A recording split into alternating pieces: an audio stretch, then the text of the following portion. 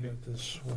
Yeah, you get that drainage swale I in have the there. letter to prove that I'm Or at, a swale across it to catch any water. but am I really no? What if she was showing, she was showing us this.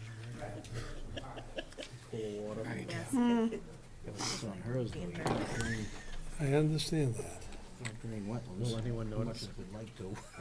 Yeah, right. You can't? It's amazing what you can do with a little creativity. Maybe a little bit creative. I think you might have some pointers for us.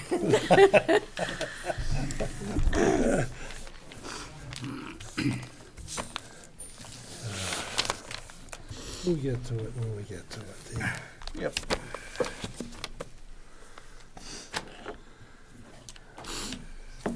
Okay, seeing the hour 7 o'clock, call the planning board meeting of March 14th to order.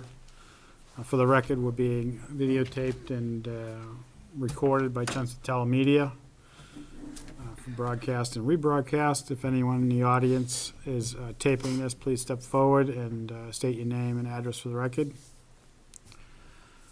First item on the agenda is 104 Turnpike request to endorse Mylars. We have a letter. You want to read it? Yeah, I'll read it. Sorry. Dear members, this office has reviewed the site plans by Howard Stein Hudson Associates consisting of 17 sheets. Dated August 18th, 2017, revised through November 28th, 2017, and a supplemental data report dated August 17th, revised through October 7th, 2017. This office concerns have been met sufficiently and plans have been revised accordingly. We recommend endorsement of the Mylars. Any questions, please call this office. Signed, Christina Papadopoulos, Town Engineer.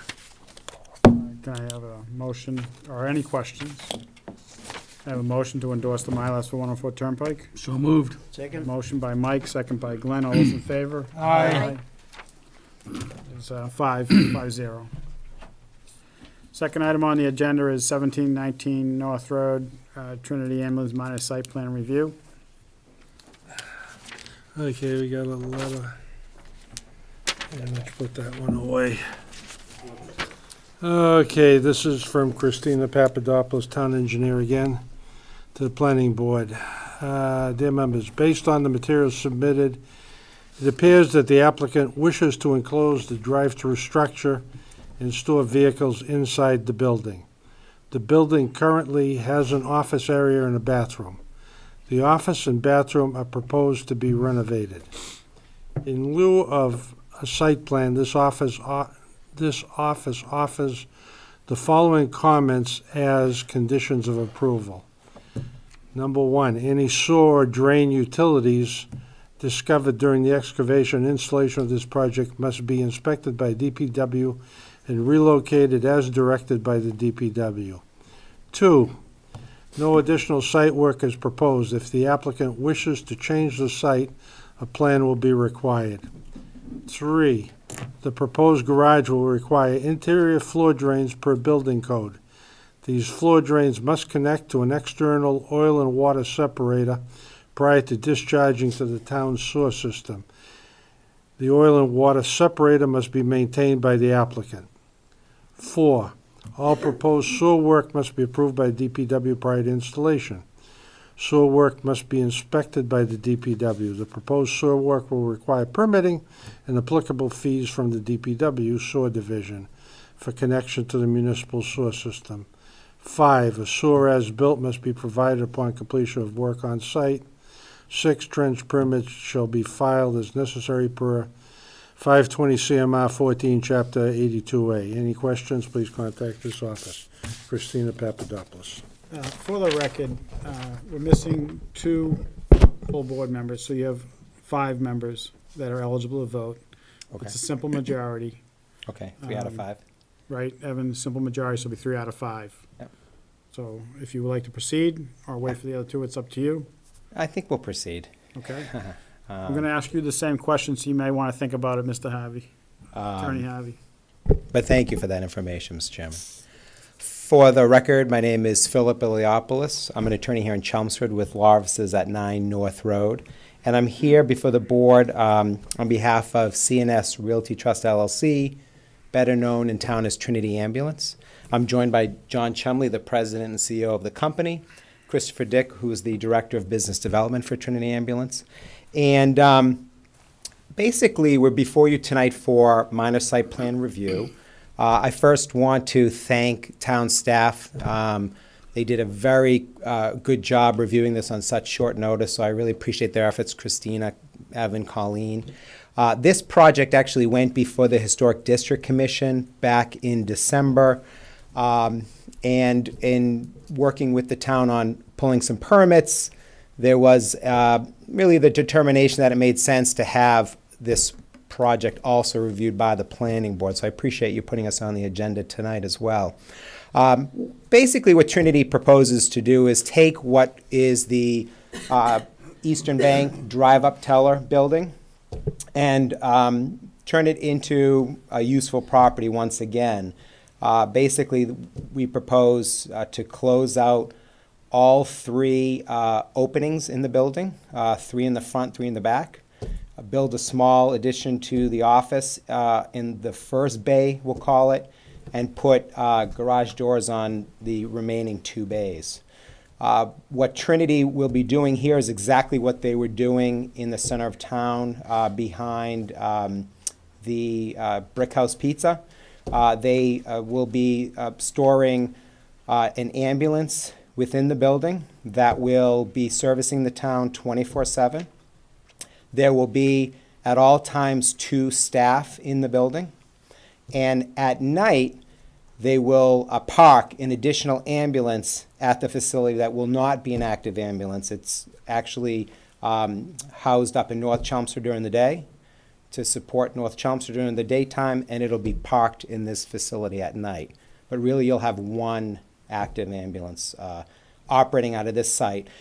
And the reason for the site is in order to support the town, there needs to be an ambulance in Chelmsford Center. When the Winstanley project came forward and that property was bought out, Trinity had to find a new home, and this was thankfully a facility that worked, really the only facility they could find that would work in the center of town. With regards to the project, there's just changes to the facade of the structure. There's no additions to the structure. There's no site work contemplated.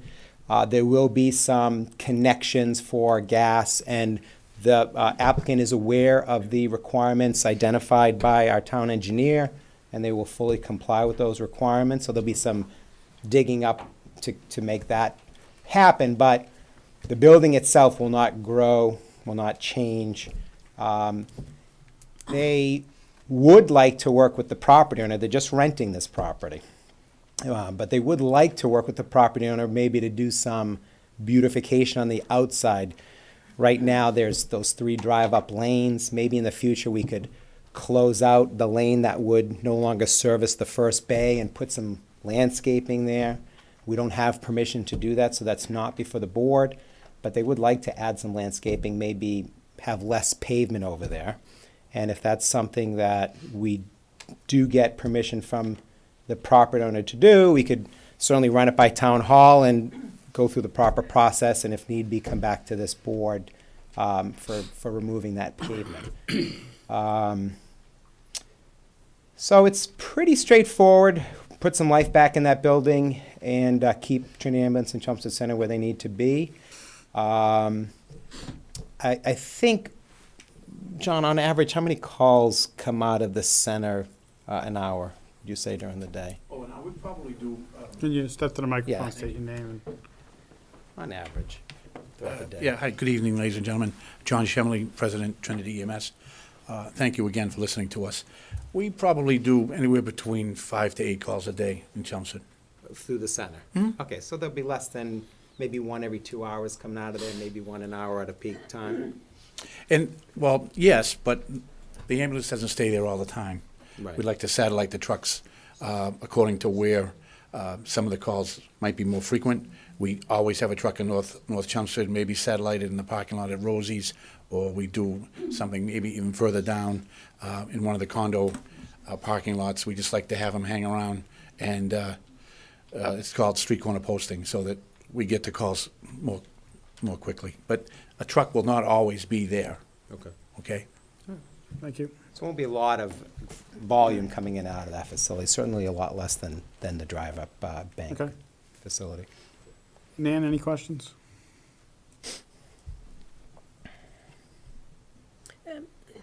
I'm not sure whether this is a relevant question or a curiosity question, but how old is that structure?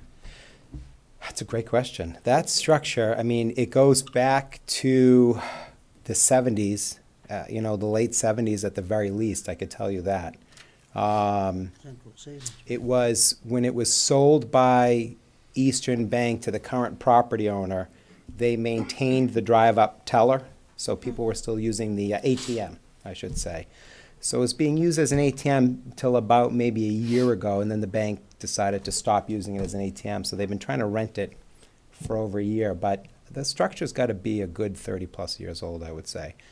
I don't think they're going to be happy that I'm mentioning it, but they plan on putting over $100,000 into renovating that structure. That's okay to, well over, unfortunately. But so it'll be a nice, beautiful structure, Yeah. and I think it'll look a lot better than a vacant drive-up teller building. That's the only question I had. Mike? Make it look like a chicken coop to go with the barn? It'll I think. it'll look more like a barn than it does today. No, it Don't go seems, there. yeah, I was hoping no one would go there. seems sensible Turning enough red. to me. I don't really have any questions. Ed? Yeah, my typical questions, no, rhetorical, no automobile repairs there, no ambulance washing? Correct. They actually, Trinity has a separate facility where they actually do all their maintenance on their ambulances. So there'll be no maintenance, no washing. They'll be inside. No, nothing. No, nothing. And really, the reason why they need to be inside, there's a state law, I'm learning a lot about ambulances, a state law that requires an ambulance, when it gets to your house, it has to be a certain temperature. So if you housed it outside in the dead of winter, it goes to your house and it doesn't meet that threshold, it violates state law. So that's, Okay. it just needs to be in a controlled, heated environment, Okay. basically. You're showing us a picture here that's pretty nice. Yep. I guess when I vote on this, I'm assuming this is what we're gonna get, Yes. something like this to make it, trying to pick my words carefully here, antique-y looking? Yeah, so we worked with the Historic District Commission on 2 meetings to fine-tune it and get it to the exterior look that they wanted, down to the handles on the garage doors, the lights. So what the Historic District Committee approved, we have to build now. Okay, and you're not digging up any of the lanes that lead into it? You're gonna leave them there for the time being? For now, but I think there is a desire to maybe landscape at the very least that first lane, Okay. but we don't have the I've got ability no to unilaterally objection do to it. I was that. just curious if you're digging it up and getting rid of it. Not at this point, but they would like to beautify it, the exterior, a little bit with some landscape. Final good question. Where are the employees gonna park? Are they gonna park in the bank parking lot? Yes, so as part of the lease of this building, they've secured 4 spaces in the bank parking lot, or what was the bank parking lot. Excuse me, yeah. Yeah, no, I think we know Too what we're many talking years, about. too many years. It is a bank. In the prior bank parking lot, so. Let's see if I can get my bearings here. To your left. So, Keep Up going yeah, up. so basically, if you look at, it Right doesn't up really there. show, but the bank or building is here. There's several rows of parking. Yeah, They're yeah. gonna park on the furthest row, so they've secured 4 spaces for All that. Again, they probably won't need all 4 spaces, but at least it Yeah, meets zoning. It's not overwhelming there for Right. parking. Okay, that takes care of me, George. Glenn? Thank you, Phil. I'm good. I have no question. I just a comment that I think it's a great use of an underutilized property, and Yeah. I kind of like to see that. It's, you got something that's doing absolutely nothing, and you can use it. Yeah, Use Right. it. it'll be nice, I think, to give that The building life question again. for George, might be able to answer this. Where they're talking about possibly doing landscaping where the driveway is there a way that we could throw that in as part of the approval if down the road they decide to do it, so they don't have to come back and take up all our time and their time and then have to spend more money on engineering and, Good idea. you know what I mean? While they're here, can that be I think done? we can do is that if they decide to landscape it, just submit a letter with the landscaping and make that part of a Yeah. decision if they decide to landscape it out, if they get permission to do it. Yeah. Just submit a landscape plan to the office for the file, that's it. Yeah. Okay, I don't think it needs to come back to this board. we'd be happy to do that. Perfect. Again, it would just be to Evan, pretty I it mean, up. do you concur? No, that's fine. It's a good idea. Okay. Tim? I have no question. It's good fit. So I just want to make sure that we're abundantly clear. The footprint of the building is not changing, Correct. okay? So that's abundantly clear. It's too bad that, if you could take out one of those islands and maybe create a couple parking spaces back there, that'd be really great, but, I know. um, I know. Other They than need that, some that's some fine. access to those last two lanes, but you don't need that Yeah. huge queue up lane. So again, so you're gonna have. We'll look at it. Doors on both sides, so they go in one side and out the other side. type of Correct. thing. Yeah. Yep. Okay, I don't have any further questions, you? I'm all set. You need a motion? Well, hold on. This is not a public hearing, but if there's anyone in the audience who'd like to speak, I'm glad to hear you for a minute. Anybody? Okay, so, Mike, you're on. Well, then I would move that we grant minor site plan approval for 1719 North Road. Second it. Okay, I have a motion by Mike, Give that one to second Ed. by Ed. Second by Ed. All those in favor? Aye. Opposed? 5-0. thank you very much Yeah. for your Thank you. time tonight. Good luck. Nice. Well, next item on the agenda is a new public hearing for 160 Mill Road. While they're doing that, I'm just going to skip to, while they're setting up, I'm going to go to 313 Littleton Road. They've asked for a request for continuance to April 11th. I'm going to ask the board that we make that to the 28th, and the reason being is after March 28th meeting, the board's going to change, and it's going to be 5 sitting members, because two are not going to be here. So I would like them to come back in at that point. If they're not ready, I would ask them to withdraw without prejudice or something like that. But I'm going to ask that this board continue it to March 28th and send a letter to the applicant stating that we'd like her to come in and give us an update on the project. If she's not prepared to move forward, then to withdraw and refile at a later date. That way she'll have a full contingent of 7 people considering the application. So does the board concur with me on that? Works for me. Absolutely. So I'll entertain a motion that we continue 313 Littleton Road to March 28th. So moved. A motion by Glenn, a second by Mike. All those in favor? Aye. 5-0. So, next item is new public hearing. Ed will read the legal notice, and then I'll ask my question. I think we got a bunch of letters. No, go to the legal notice first. Yeah, I know, we got a bunch of Yep. letters after that. Yep. Okay, here we go. Legal notice, Chelmsford Planning Board will conduct a public hearing on Wednesday, March 14th, 2018, at 7 PM at the town offices located at 50 Billerica Road, Chelmsford, Mass., to consider the application of William Harvey III for a definitive subdivision located at 160 Mill Road. The applicant requests definitive subdivision approval and applicable waivers under subdivision control law and rules and regulations governing the subdivision of land in the town of Chelmsford. The project proposes to create 4 new lots with frontage via a new roadway. The site is located in the RC Residential District. The site is approximately 2.46 acres, as shown on the Assessor's Map 113, Block 2397, Lot 7.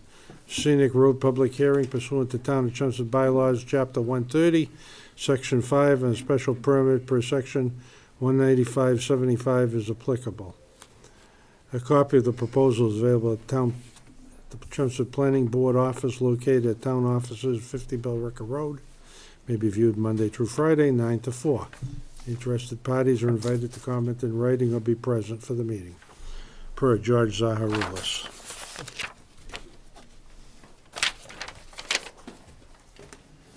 If you could just state your name, and I just want to go over one thing with you, and then you can make a decision what you want to do. Good evening, board members. My name is William Harvey. Right, so one of your requests here first is a subdivision approval. The second one is a special permit under the Aquifer Protection District. So you're gonna need a supermajority for the special permit. Right now, Tim is the alternate, he can sit on that, so that's 6 voting members here this evening. You'll need 5 out of the 6. On the subdivision, there's 5 members eligible to vote. You need a simple majority. So my question to you, and then complicate matters, the next meeting, if all 7 members show up, when the missing ones can sign the Mullen, if it continues past that, then you're gonna have only 5 members available because 2 members will not be here. So my question to you is, if you'd like to continue this evening, knowing that you only have 6 people that consider the special permit. Do you follow what I'm saying? I'm following. So I'm ready to go forward, and I hope that we can conclude this entire meeting tonight. That was, That's what I'm looking for. okay. So So I'd have to bring that to your attention that's because fine. it's the right thing to do. I truly appreciate it. Again, my name is William Harvey. I'm here relative to the subdivision of 160 Mill Road. As you may be aware, that the entire site by this photograph is approximately 10.6 acres. The part that is highlighted in green is 2.46 acres. The part in green was subdivided by an approval not required process that was before this board.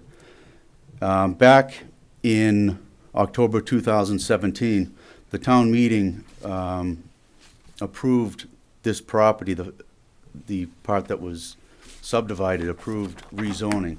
The entire parcel at one time was zoned open space. It's now zoned RC, which will allow either a single or 2-family dwellings. However, part of the process in the club's meetings with the neighbors and their concerns was to create something with less density. There was concerns about the 2-family process.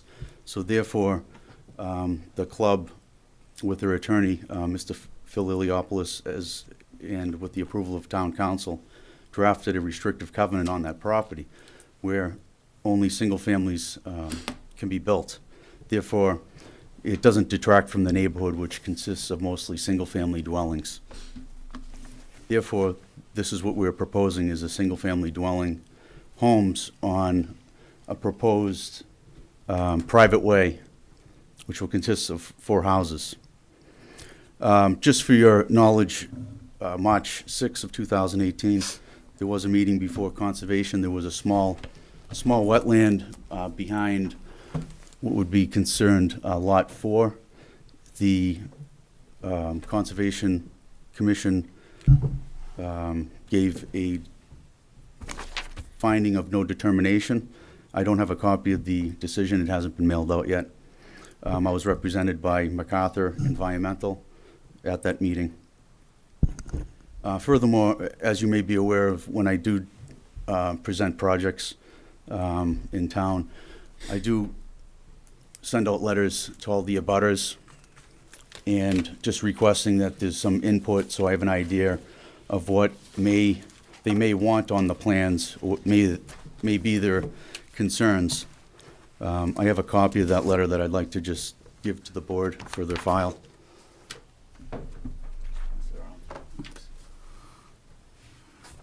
That was sent out January 17th. I did have an opportunity to speak to some of the abutters. In particular, I spoke to some of the abutters that were behind lots 3 and 4. And their concern was relative to privacy. Behind those lots, there'll be a row of hemlocks for privacy. And in addition, I had an opportunity to speak with another abutter, Mrs. Pappas, that lives behind the proposed lot number 1.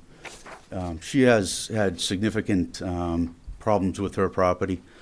I'm sure she's here tonight where she would like to speak to you about that, where there is a considerable amount of flooding on the left and the right-hand side of the house. My engineer had the opportunity to go down to her house and to view what the issues was. And my engineer will speak in depth about what we will do to ensure that there's no water going onto our property. Furthermore, there was a site walk with the town engineer who's here tonight, Ms. Papadopoulos. In addition, there was also excuse me, so there was a site walk with the town engineer. The town engineer did draft a letter to the planning board relative to her recommendations, and we have addressed all the recommendations relative to her March 7th, 2018 letter. To be specific, there was, Can I ask you to hold up a second? We're gonna read those letters into the record. yep, So why don't we read it so the board knows, and then we'll have you come back to it. Is that okay? yes. Thank you. Why don't I- Give me a couple. I'll give it to you. Yeah, we're gonna all take some, I think. Okay, this is, all right, this is the Center Water District. See attached letter. The Chelmsford Water District has some concerns with the proposed subdivision at 160 Mill Road. A representative for the proposed project should contact the Chelmsford Water District for a copy of our assessment for a dead-end mains in subdivisions policy, quote unquote.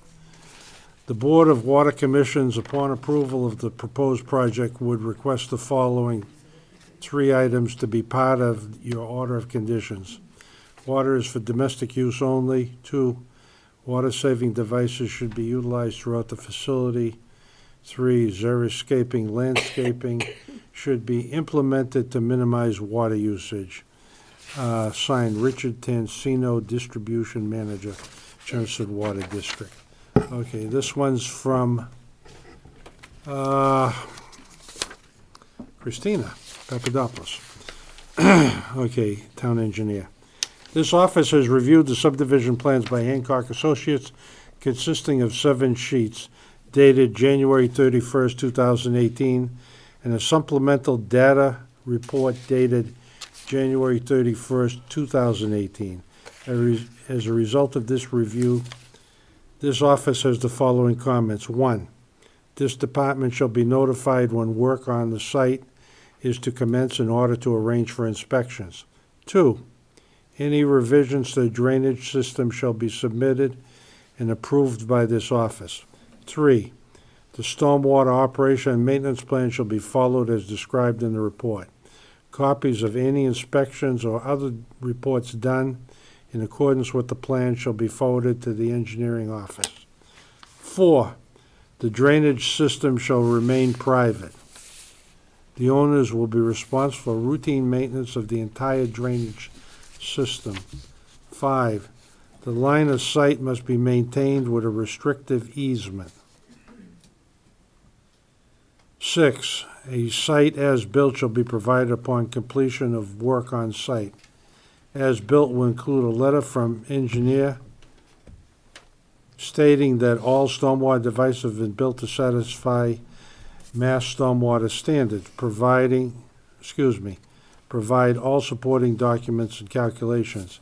The as-built shall be from a ground survey and submitted in AutoCAD and paper form. 7, all unsuitable material, if any, discovered in the excavation for the infiltration system shall be removed and disposed of in accordance with state regulations. Oh, we got a bunch more. Okay, let Mike go. Well, wait a second, I got a second Oh, page. she got more than one page. God, no, I got a bunch more. Girl. 8, this project requires a NEPDES construction general permit. A final copy of the stormwater pollution prevention plan must be submitted to the town as well as filed with the EPA prior to beginning any site work. 9, proposed sewer work will require permitting from the DPW sewer division for connection to municipal sewer system. 10, a road opening permit is required from the Chelmsford DPW Highway Division for work within the Mill Road right-of-way. 11, trench permits shall be filed as necessary per 520 CMR 14, Chapter 82A. 12, a bond shall be established with town prior to release of any lot. 13, a street sign and private way sign as directed by the E911 committee shall be provided at the intersection of the private road and Mill Road. 14, scenic road bylaws, Chapter 130-5, scenic road permit required. Applicant must file a written request to the planning board, which will require a separate joint hearing with the tree warden for removal of trees within the right-of-way on a scenic road. 15, the design engineer is in process of completing design and drafting revisions to the plans according to according to the recommendations of this office. If you have any questions, please contact this office. Christina Papadopoulos. Mike? Okay. First letter is from the building department, no comments. The second one from Chelmsford Fire Prevention. Dear members of the board, water supply appears to be adequate. The required pressure and flow shall be confirmed by a current water flow test performed proximate to the site, with all calculations submitted to this department for review and approval. The 2 hydrant locations shown on this plan are adequate. The Chelmsford Fire Department requires a hydrant within 500 feet of every building for manual firefighting operations. Hydrants and fire protection equipment shall be free from landscaping obstructions. Access for firefighting apparatus and emergency vehicles shown on the plan is adequate. All fire lanes shall be marked with approved pavement markings and/or approved signage. The fire access turnaround proposal is acceptable, with all apparatus movement being able to be conducted in the right-of-way. Fire apparatus access shall be designed by a registered engineer to withstand the weight of fire apparatus. Grading, site approach, and site departure appear adequate. Snow storage shall not obstruct or impede fire access roads or turnaround. The applicant must submit 3 proposed street names to Fire Chief Gary Ryan in order of preference, if they have not already done so. Once the street name is assigned, the application shall apply to the Town of Chelmsford E911 Committee for address and unit numbering through its coordinator, Town Clerk Tricia Tsuris. This office would approve of this plan with these conditions and changes, and I ask the board to make this letter part of the approval process. That's Captain Kutsufis of the Chelmsford Fire Department. Ed? Oh, okay. This is from the building commissioner. Not no concerns. No. He wrote no comment. Yeah, I've got a copy of that too. You got a copy of that one too? Yeah. Okay, well, I read it then. Okay. Okay, In fact, I have 2 copies of several things here. I'll only read one of them. okay. And then I have a letter to the Chelmsford Planning Board from Phil Eliopoulos. Dear members, this firm has been consulted and retained by Russell Mill Swim and Tennis Club, the owner of the above-referenced property that is currently under contract for sale to the applicant. Said parcel represents approximately 2.5 acres of land, more or less, or the total parcel owned, or of the total parcel owned by the club. The club will be maintaining ownership of its remaining land to run the existing club activities. Said applicant purchaser of the property is seeking subdivision approval from the Town of Chelmsford to create 4 buildable lots. As part of said subdivision review, the town engineer has recommended that project site distances for the common drive roadway be maintained in the future for said project. Our client is in agreement to provide the same and will provide the applicant at the time of closing a sightline easement to enable future property owners of the proposed project the ability to maintain proper and safe site distance on Mill Road for the project's common drive/roadway.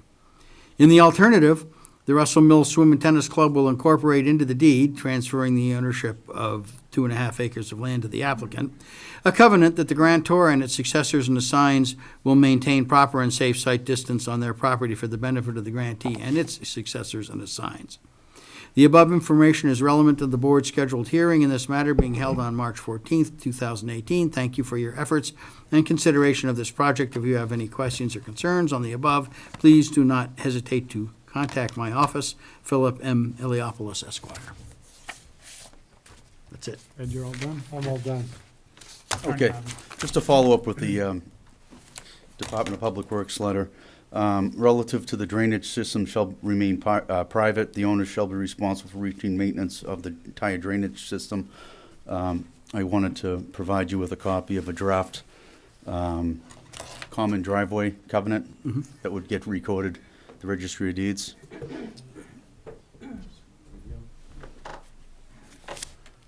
And the second document that I'm providing is a draft 300-foot sight line easement that would also be provided at closing and signed by all the parties, so that the line of sight I got it. be maintained.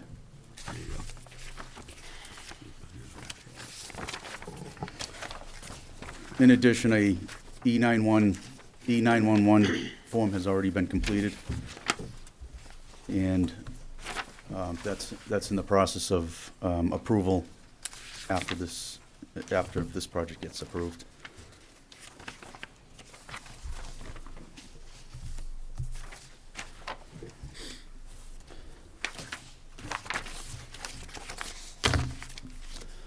So there were some other points I just wanted to cover relative to the plan. As I went over the landscaping, providing a buffer in the rear of all the houses for the neighbors, which would consist of hemlock trees. Furthermore, each house will be provided with sufficient landscaping so that the houses are in conformity with the neighborhood. Furthermore, I was speaking to one neighbor, and one of her concerns was lighting. She was wondering whether or not there'd be any type of high-density lighting for the road, which there will not be. Each driveway will have its own light pole, just a residential type light pole that would, 8 feet, 10 feet high. Not 10 feet high, probably 6 to 8 feet, just a residential one. And also, it would obviously have some lighting at the front door. So that would be extremely low impact lighting, which would be consistent with the neighborhood. Just to jump forward relative to the scenic road. Mill Road is a scenic road. The area where we're seeking a permit to take down the trees, most of the trees are all pine trees, and that's more or less for the sightline distance. And also, where the trees that'll be taken down, they're extremely tall pine trees. They're thin, and they're also on the side of where all the electrical lines are. So relative to all the storms that we've been having, it would be best for the town and the neighborhood. And one major significance is there's absolutely no stone walls, which is extremely important to the Historic Commission and other members of the town. So my engineer will go more into that with regards to the sightline. In addition, my engineer will also go into more details about the fire apparatus and the details about the project. So at this time, I'd like to introduce from Hancock Associates, the project engineer, Brian Goodrow, who can answer these questions. Thank you. So for the record, Brian Goodrow with Hancock Associates. So we have a 4-lot subdivision before you today. Mr. Harvey did a great job in describing a little bit of the background and the legwork that has gotten us to this point today. From an engineering perspective, there's really a handful of items that were of note and of concern that we spent quite a bit of time with to end up with the design that you see today. Generally speaking, the lot has an undulating topography. The Mill Road starts at the entrance to the Swim and Tennis Club at around elevation 160, and then towards what is the west, but the north portion of the property where Lot 1 is, goes down to about 134. So there's a 25-foot drop in just the area of this project. And that elevation change is actually carried through the site where it immediately rises up from Mill Road. You can see kind of a plateau there and then dips back down in the areas that we're proposing these 4 single-family homes at. The overall scheme for grading is going to be a balanced site where we're really going to change the topography to the degree that we can to make this a nice, quiet neighborhood and improve things like sight distance, as well as accommodate abutters' concerns about visually screening the project and accommodate on-site drainage. So with the site being balanced, there is topography changes. We went out there on 2 occasions to understand what the underlying soils are. And generally speaking, they're just sand. It's a very sandy material. which is good to make these grade changes. Ms. Papadopoulos was out there a couple of weeks ago with me conducting a second round of soil testing in the areas of the proposed drainage system.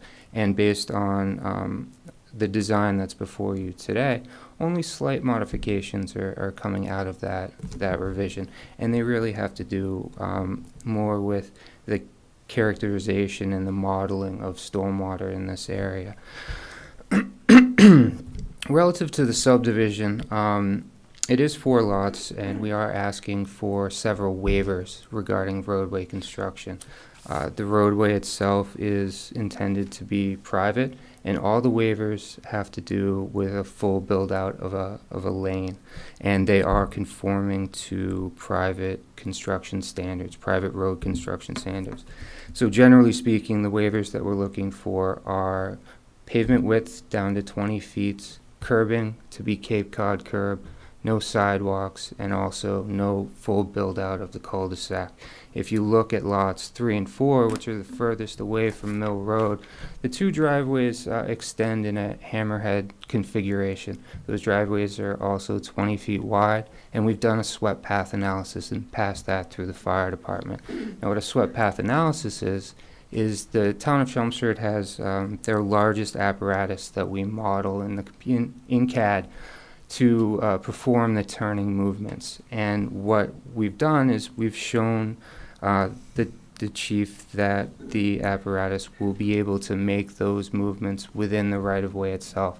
And his letter is a reflection of that, where he found the turnaround to be adequate. With respect, staying on the roadway itself, another kind of major, not impediment, but consideration that was taken to the design of this project was relative to site distance.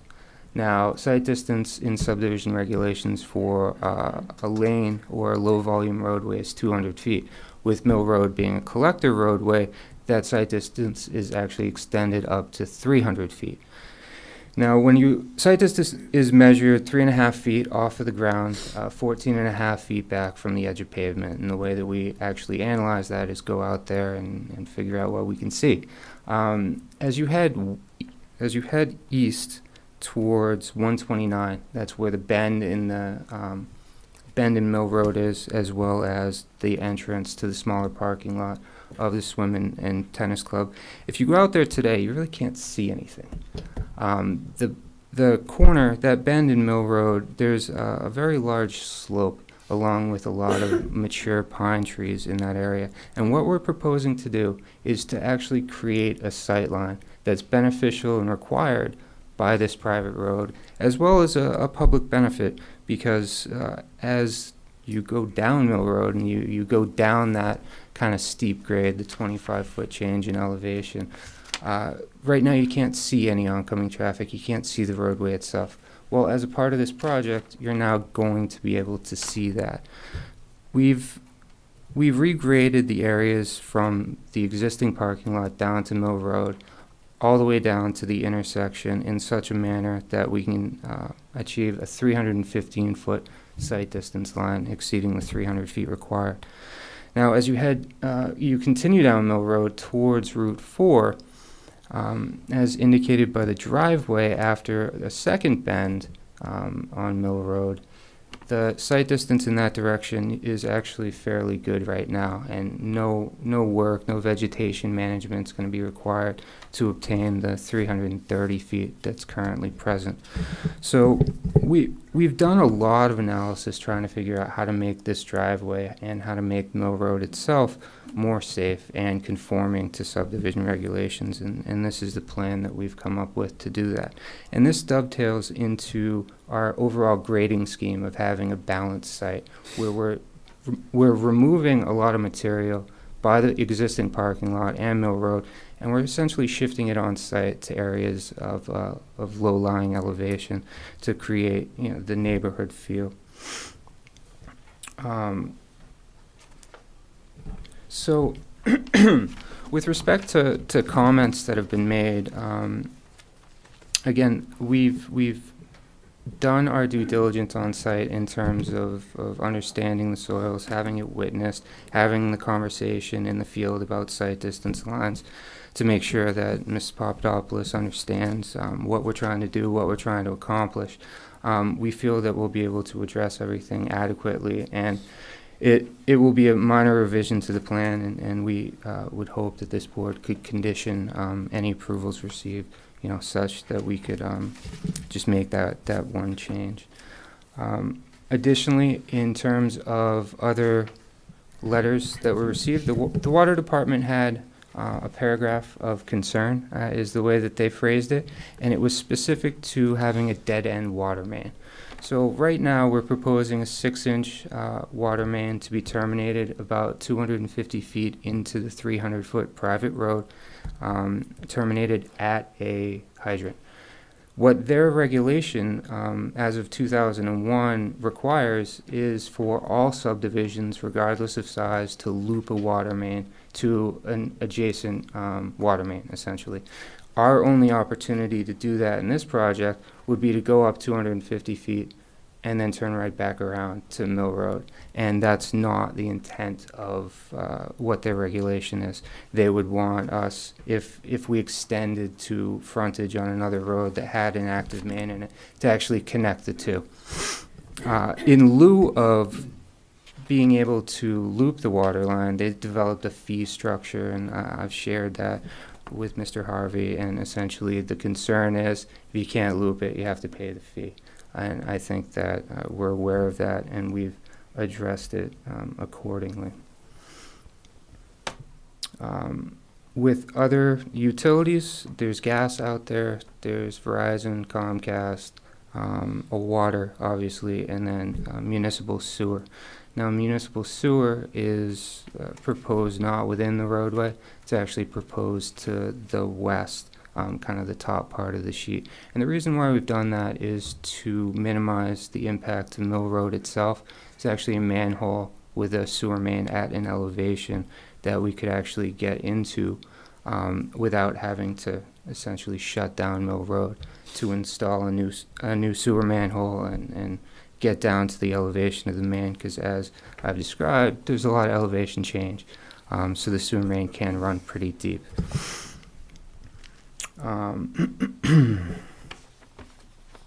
So to circle back to drainage, it was expressed from the abutter and Ms. Papadopoulos that we really comprehensively look at what's going on the site currently with drainage. What we've done is we've modeled all the contributory areas that are going to our infiltration basin to understand how much water is coming off of the club currently and how much water could potentially come off of the road, and be able to mitigate that appropriately. So there's two stormwater management practices that are currently proposed. Starting with a small swale at the back of the property on Lot 4, there's a shallow 1-foot depression essentially that's at the toe of the slope. And what that's doing is that's collecting any water from the backyard of Lot 4 and of Lot 3 that could potentially head towards the abutters behind the project. And that's capturing it, it's attenuating it, and it's putting it back into the ground. Now, the primary infiltration practice for the entire project is at the western corner, and it's indicated kind of at the top left of the plan, and it's a large infiltration basin. Essentially, the entirety of the water from the swim and tennis club, as well as this project, generally flows to that low point, and then from there it heads down to Mill Pond Brook. It's kind of an unnamed brook with on the other side of the western abutter. So in choosing that location, what we've done is we've been able to capture off-site flow. We've been able to capture all of the runoff from proposed improvements, and we've done that with catch basins at the intersection of Mill Road, and then put it into essentially the lowest part of the site to be able to attenuate that water, to be able to treat it and recharge it into the ground. So if there are any flooding kind of concerns, we've modeled that we've mitigated that and tried to create a better situation. If you've taken a look out there in the last couple of weeks, there has been a little bit of standing water located in that area. What we're doing is we're proposing a practice that's on property. That standing water is not actually a part of this project or on this property. And we're intercepting the contributory area to that. So by doing that, we're hopefully either eliminating or making that situation much, much better, in addition to being fully compliant with Massachusetts stormwater standards.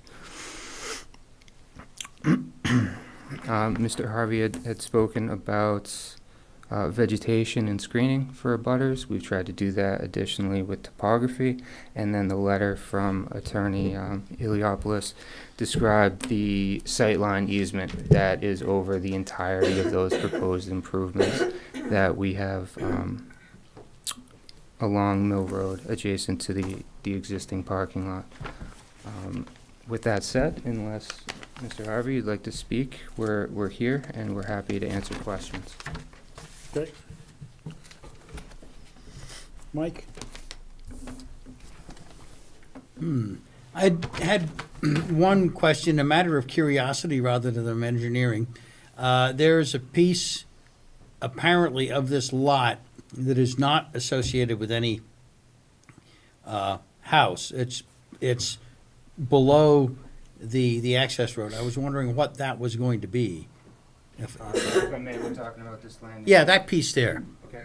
So that piece is not part of this project, and it's part of the project to the degree that that's the grading that we have to do to create the sight lines and to be able to create a driveway up from Mill Road into the site. And that's going to be actually held within an easement. It's a sight line easement, and that's what Mr. Iliopoulos had referenced. I understand that. All right. So that portion is actually owned by the Swim and Tennis Club. And it will continue to be owned by them, but the easement will be over the top of it for the benefit of all right. this. So it represents an easement, not an ownership interest. Okay, that's fine. That's all I needed to know. Okay. I'm fine. Nan? Yeah, you made a statement about the water running off of the original property, the remaining original property, onto and across this development, and being caught in the catch basin on the, I'm not sure, northwest side or something. Anyway, the larger catch basin. So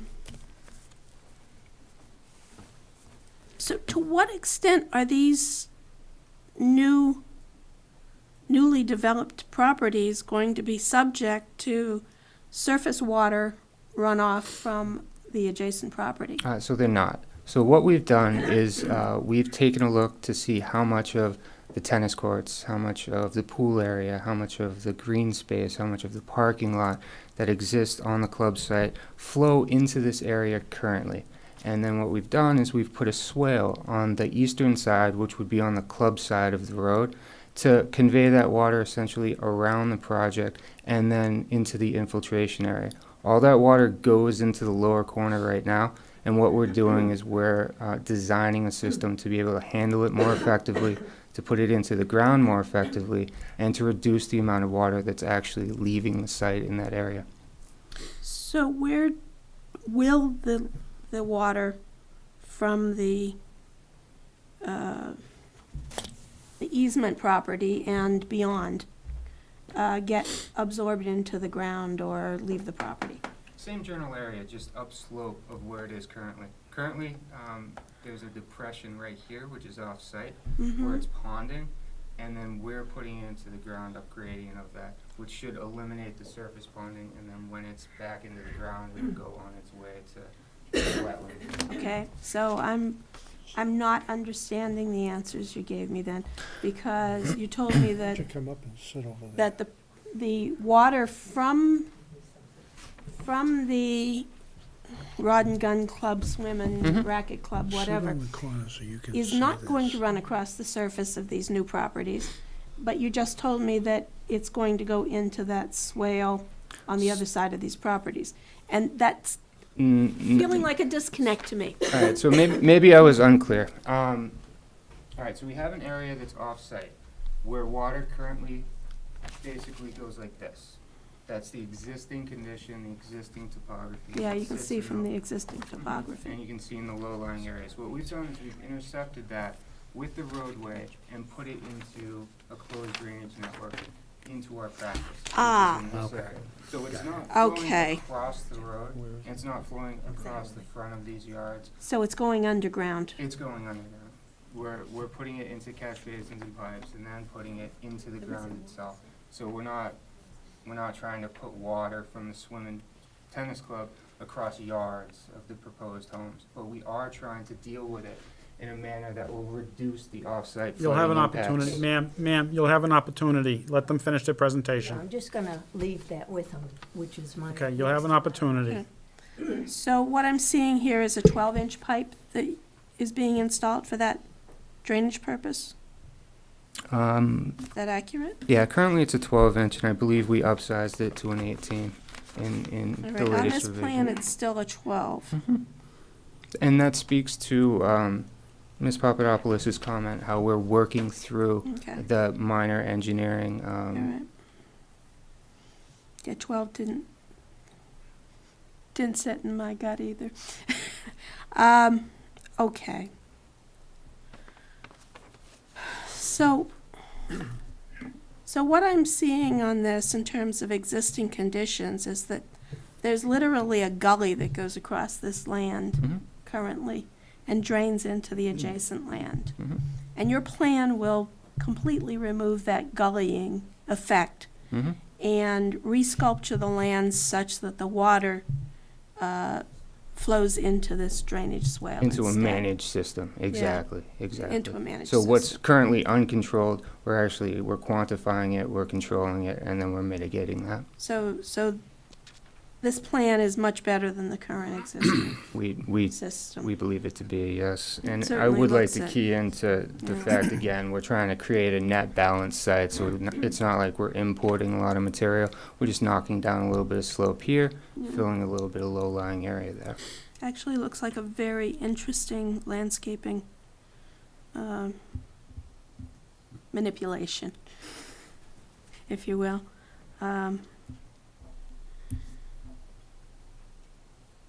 Has the opportunity for some interesting Any more questions, ma'am? housing. Yeah, I do. I'm seeing on this plan landscaping trees along the back of this property and along the very front of this property, bordering the neighboring properties, but I'm not seeing it along the length of the property. Could you speak to that? Because I heard you say that you were planning to buffer with landscaping trees, evergreens, Yes. the neighbors. Well, with regards to the neighbors, that's why we have all the landscaping buffers in the back of the house. Those will all be hemlocks. With regards to the front of the houses, each house will have its own trees in the front of the houses. So the most important factor, I thought, was contacting the neighbors that live in the back, at least to provide them with some sort of a, feeling of some relief if they feel that there might be an invasion of the property by having hemlocks in the back that grow in. They're green all year round. So I'm seeing them there along the back. This, excuse me. I'm seeing them here along the back. Correct. I'm seeing a little bit in the front. I'm not seeing anything along this length. The reason why there isn't any there is because there's no direct access to a house back there. You don't see a house directly behind you. Relative to Lot 4, so there's houses that you can see from Lot 4, and there's a house that you can see from Lot 3 looking to your right. So that's why I put a line of hemlocks as a buffer there. Relative to house number 2 and 3, there's really no houses directly behind it. Lot number 1, the house directly behind it is Mrs. Pappas. Yeah, Right. So we have a house here, So that's why we're doing the buffer. There's nothing here. There's no homes. It's all woods. So, you know, most important to me was is to try and buffer houses that you could see to, you know, if the neighbors believe that there was any type of impact to their privacy, is just to do that. And most importantly is with regards to Mrs. Pappas's house. You know, I had a one-on-one meeting with her. I told her that I'd be doing landscaping behind her house, whatever she needed. It really is a mess behind her house that was left. So behind her house definitely needs to be cleaned up. You know, that needs to be seeded. There needs to be shrubs there.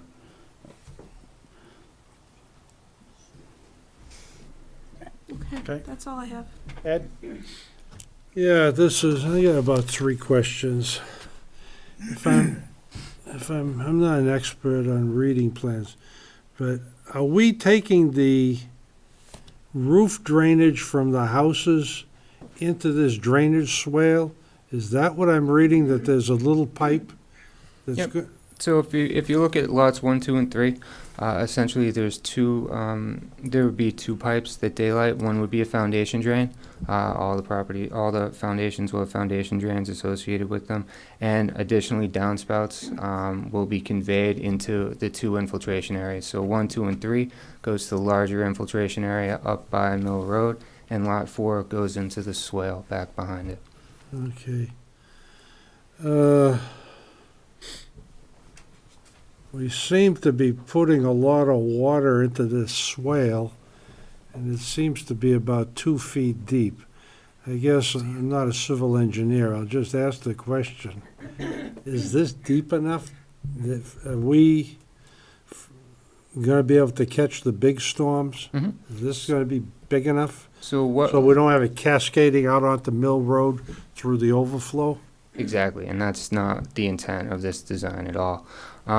What we've done is we've utilized the underlying soils. Again, it's sand. It's a very porous material that will allow the rainwater to go into the ground. And we've sized these practices such that there's not going to be a discharge in a 2-year event. There's not going to be a discharge in a 10-year event. It's really just a 100-year that you're going to see any water that leaves the site. And currently, again, I'd like to reiterate how the site is currently contoured. All this water, all the runoff when it rains, flows into this gully, this ravine that runs through the center of the property, and just sits in the yard up by Mill Road. And that's exactly what we're trying to eliminate or make better. Okay. Next question. I guess this might be for either one of you, Mr. Harvey or you.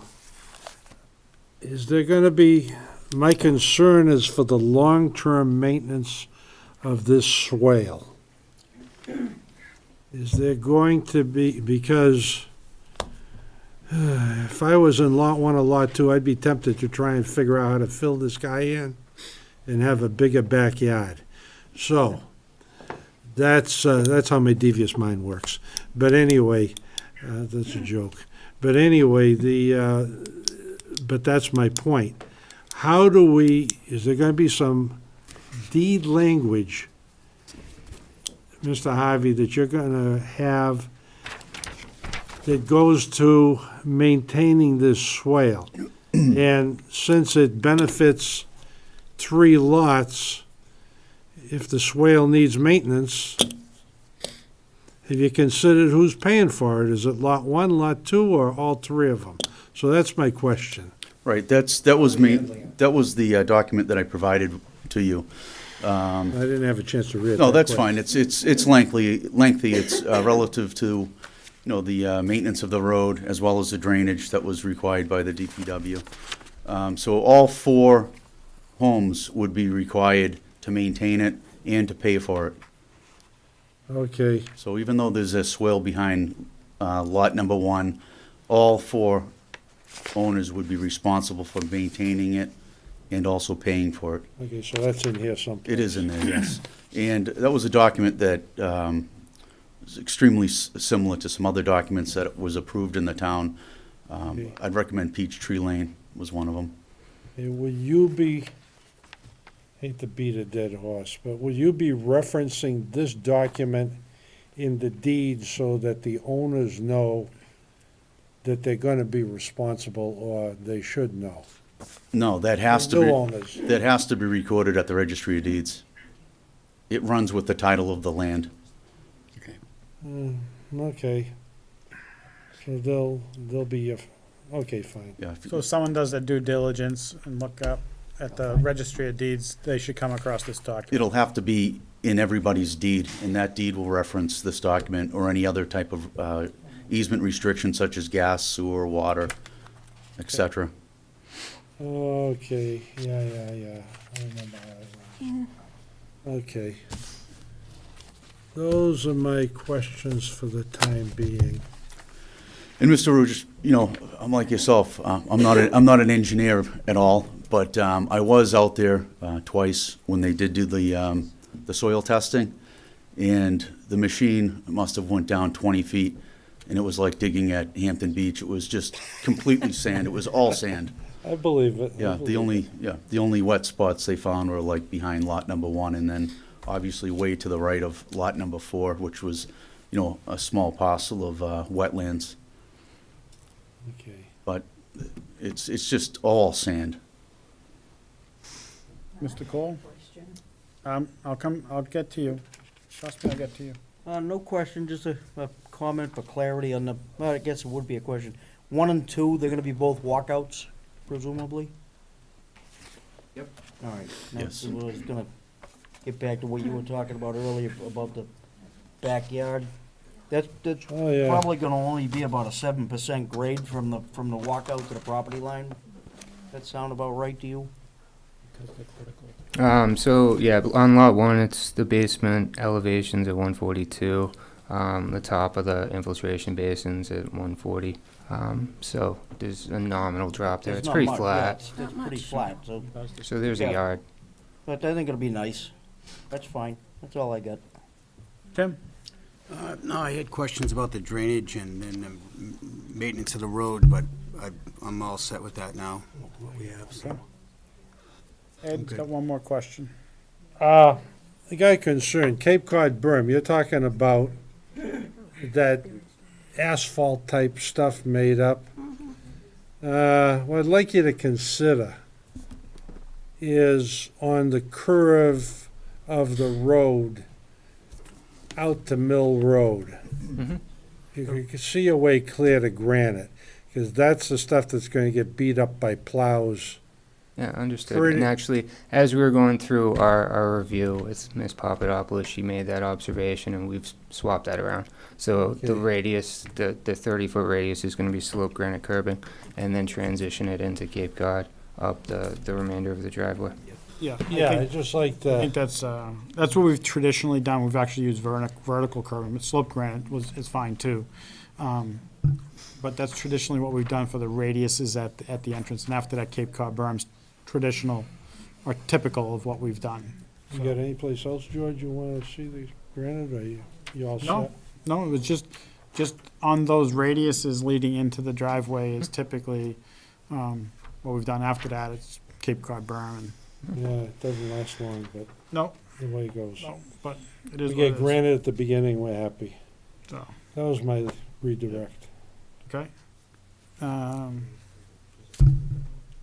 Evan, do you have any questions at this point? all set. Christina, comments? At this point? Well, we're still working on some of the technical comments. This is a public hearing, so I will open it up to the public. This is the opportunity for the public to step forward and ask any questions. Please come to the microphone, state your name and address for the record, and direct your comments to the chair, and then, I'd like to give these out. sure. So that you don't have a copy. You two can look at that. Thank you. Thank you. Thank you. Thank you. I live at 150 Mill Road. My name is Frances Pappas. And my problem being not so much the new houses that they're going to put in, but the damage that has come, because now on the side of my house, I have this big gully that was never there before, but it's washed out since they took the lumber trees down and sold them off to some gentleman. And since that time, the land has just been washing away. So on the side of my house and driveway, I have probably about 3 feet of water now from my house all the way to the street. And I want to know and be sure that they're going to come drain that water and fill in that land to bring it back up to where it was before, to the height of my driveway. And that's my question. I don't think that's something that we can authorize them to do, is go off property and fill someone else's land. Is that something we can authorize? You can't require it. No. Okay. You cannot require it, but they may be proposing it, or they may have a private arrangement with the abutter. Okay.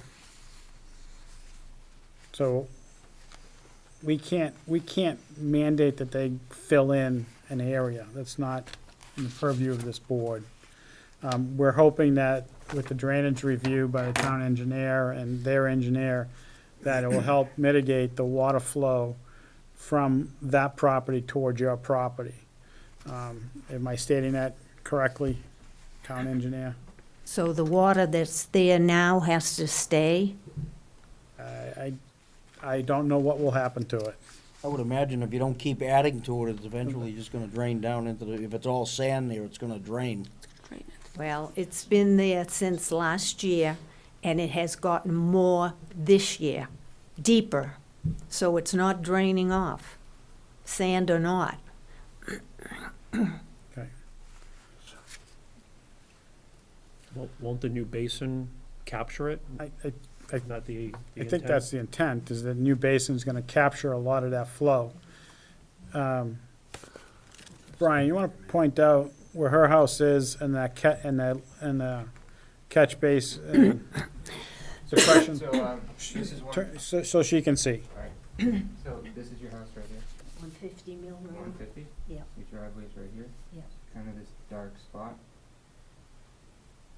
Right in that area, Well, it's right next to your driveway. You know, you got the Well, rock yeah. wall right It's next up to your here, house. yeah. Yeah, it's kind of down here. Alright, so what we're doing is we're collecting all the water way over here to limit what's going into this area. I want to see if we can guess is this on some of his property? But the stuff that's in there now is gonna stay there? What's the question? The water that's in there now just has to stay there? I would say there's nothing that this board can do to make it go away. Except in our review, we're trying to determine,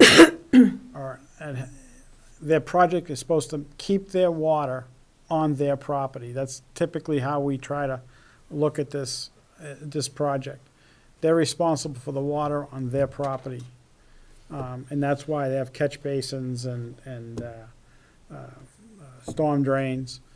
So that's the purpose of the drainage systems on this property. You're saying now that the water is coming from that property into your yard. This should hopefully make that situation better. So I guess, Christina, you want to shed any light, or am I kind of somewhat accurate here, or Brian?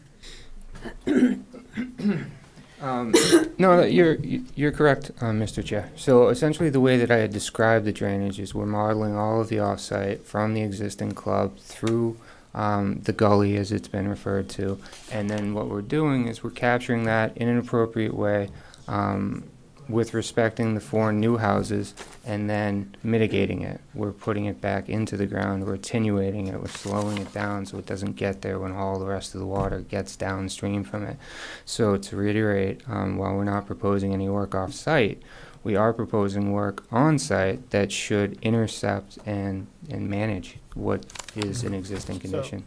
So in this swale, on the existing property now, and I'm not a soil expert, but I'm assuming you have loam and leaves on top, and then when you dig down, you hit the soil level. Correct. And if I'm wrong, please, Glenn might correct me, but loam and leaves prevent water or restrict water from flowing down into the sand. They can, organics can. So it can tend to sheet flow off of it and not all of it soak into the ground. Mhm. So you want to discuss quickly and briefly on the swale and that depression, how it's somewhat built so that the water drains faster.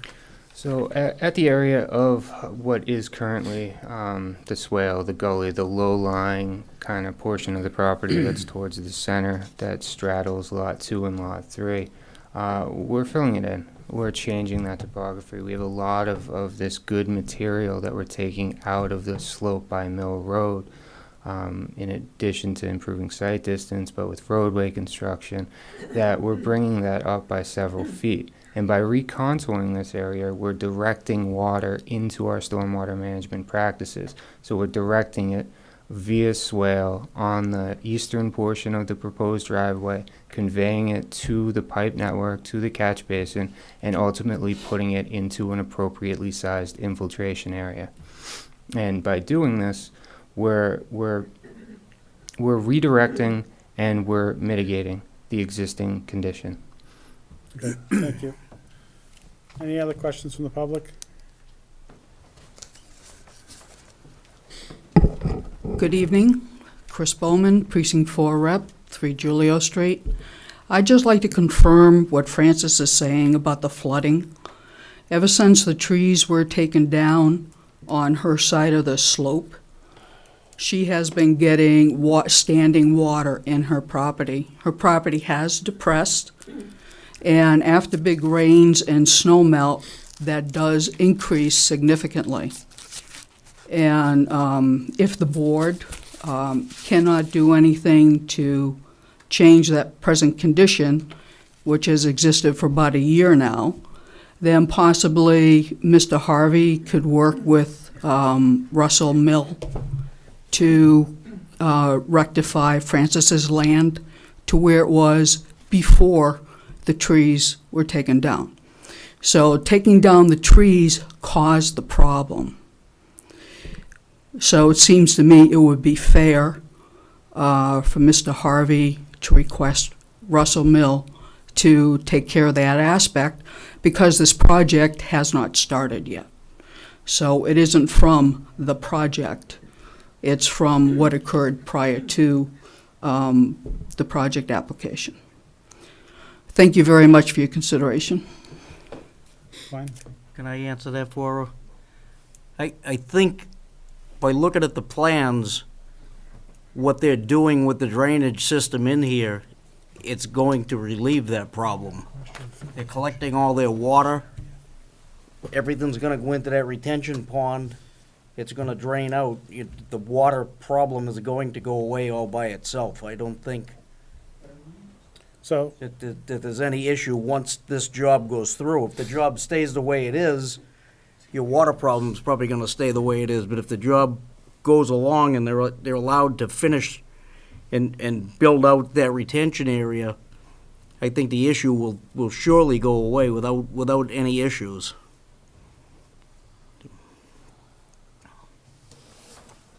okay. Yeah, just one more thing. If that is the case, that the project goes through and the catch basins and the water flow through the soil does take care of the flooding, what still is left then is the depressed land, which is significantly depressed over the past year. We have no control No, off-site, okay? no. So I understand it would be nice of Mr. Harvey to go and talk to the neighbor, and if he's got any extra soil to level it out and seed it and do whatever he can, that would be very nice of him and very accommodating to the neighbor if he sees so fit, so. Well, again, the concern is because Russell Mill took the trees down. We understand No. that caused, Right, so if the board could use this influence to help propel that, that would be appreciated, and I'm sure Francis would appreciate it greatly. So thank you very much. Okay, I've got a, Just hold on, Ed, hold on. I'm just gonna go one more public and, I'm trying to establish something. okay, here. go ahead, ask your question. I'm trying to establish something about this picture. Mrs. Pappas, the end of this fence, is that the end of your property? Well, I'll give you back one. Is that the end of your property, or does your property go to the there looks like there's a power pole there. That's where I put the fence up to. There's a Okay. post in there that shows, but you don't see it here. Okay, what I was trying to understand was, is part of this water on Mr. Harvey's property already? Because if I can make out the trees if my eyesight is good enough, some of the stuff that was cut looks like it's where the water is. So, Yeah, well, there's, if you could look up there, they've got a big pile of broken down Okay. trees that they took down. I was just trying to establish, it's okay. So, Mr. I Rue, was just trying to establish where the property line was. I'm gonna say no way, Just looking at the. not to prolong the issue about this, Yeah. is Mrs. Pappas and I already had a conversation. I went to her house. There won't be any concerns. There will be He's no gonna take concerns. care of I'm gonna take it. care of everything. Okay, you Thank just you. want to make Thanks. sure we knew about it. All right, that's fine. okay, thank you. You're welcome. Anyone else from the public? Please state your name for the record, name and address. Mike Beliveau, 46 Ruth Ellen Road, just right around Lot 4, behind Lot 4 and Lot 3. First of all, thank you all for your time, as always. It's appreciated. I had actually pulsed a couple of the neighbors, reached out to quite a few of the neighbors, just to get an idea of some concerns. And I'm very happy to say that by attending tonight, I went right down the list. You know, the entrance to Mill Road, obviously Mrs. Pappas's concerns, and then from myself and some of my neighbors, 42 Ruth Ellen through 48 Ruth Ellen. Really, our concern, as I had mentioned to Mr. Harvey, was just, line of sight privacy as best we can, light noise. I was encouraged to hear that there'll be just individual lampposts on driveways instead of large street lights, things like that. So I'm just happy to have a lot of my concerns answered tonight, as I'm sure some of the neighbors are going to be happy to hear. And I did appreciate Mr. Harvey reaching out to the neighbors. He made some time for me, to call and fill him in on these concerns that I just mentioned, and it's appreciated. I offer to Mr. Harvey and to anyone on his team, you're welcome to come by my property anytime and just take a look from my perspective at 46 Ruth Ellen, to just come by and take a look. And I extend the same offer to all of you. If there's any concerns, any questions you have, feel free to give me a shout or come by my home. And I just want to say thanks very much for the time. Thank you very much, and thanks, Mr. Harvey, and thanks, Mrs. Pappas, as well. Okay. I find it refreshing that everybody can get along. Thanks very much. Thank you. Anyone else from the public? Anyone else from the public? Anyone else from the public? Seeing none. Christina, do you feel that your concerns can be met with their engineer? Or do you think there's some major concerns that we should It's continue? difficult for me to say because at the point that I would be giving a recommendation, I would normally have whittled it down to 5 or so comments, but I still haven't reviewed my entire technical review letter between the engineer and I. Okay, So it's hard for me to say. okay, As in the new stormwater design that he described is not what I reviewed. okay. All right, I have one idea, thought, and I don't know, with low impact drainage, if you go in the driveway on the right-hand side, if there's anything you can do with a swale, a little deeper swale to slow water progression, I don't know if that's a possible thing. No, I'm talking, if you're coming in from Mill Road on the right-hand side of the driveway, right in there. That's exactly what we're proposing. Okay. And then, the other option is the, infiltration in the back. What happens if you make it 6 inches or a foot lower? Does that help with bigger storms? Because we've had some pretty heavy downpour storms. So the primary drainage comment that Ms. Papadopoulos had was considering off-site flow. So as soon as we evaluated what's coming off of the club, all the impervious, like I said, the pool area, a section of the parking area, that changed the sizing of the system, and that basically gets to what you're indicating. And with respect to the balance of the technical comments, it's not going to fundamentally change what we're doing. It's going to be 4 lots. It's going to be a common driveway. It'll be closed drainage to infiltration areas, and then obviously the site distance improvements that will be required by it. So it's really just the nitty-gritty that we're working through. Actually, I have one more thing. One comment. Sure. Brian, I didn't get a chance to review the fire turning template at the end of the roadway there. Yep, so I can get that to you. We did pass it through the fire department, and it was reflected in their letter. So Okay, I can absolutely get that to I'm still having a hard time you. seeing it without looking at the turning template. Yep. Okay. So Christina still has some outstanding issues. Question is, do we want to see those comments back, or do you think I that think she we can should be able to- she can work it out? Put it as a If- contingency on an approval. If we make our approval contingent on your approval, is that sufficient, or do you think you need to come back before us? We continue it to the next meeting. Okay. Yeah, You're gonna be I here. would rather continue because I don't think we have a final set of Okay. drawings here. Yeah, Okay, And I would rather approve based on reasonably final drawings. okay. You know, if it was just a couple minor points that had to be resolved, yeah, he may decide to go a foot deeper on the swale yeah, and put another or one move in. it. Okay, all right. So I will entertain a motion to continue to our March 28th meeting, 160 Mill Road. So moved. Second, Motion by Mike, second by Glenn. Those in favor? I, You don't vote on that one. You're gonna vote on the 2, the scenic, the Aquifer and Scenic Road. So we're gonna continue to March 28th. Get with Christina as soon as you can Tomorrow? to work out those drainage issues. That way, when you come here, March 28th, we can get you in and out, okay? Okay, thank you very much. Excellent. The other 2 special permits, do you have to continue those? We continued everything. Everything? Continue the public hearing. You got 2 special permits, Scenic Road and Aquifer Protection, and you get the subdivision and waivers. Do we have to have a separate scenic road hearing? I don't think so. It's advertised as part of this legal ad. It was? Yeah. Okay, then we're fine.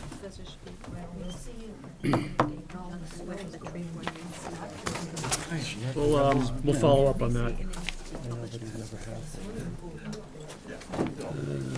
That's gonna be fun. Next item on the agenda is a continuation of a public hearing on a town meeting warrant article, spring 2018.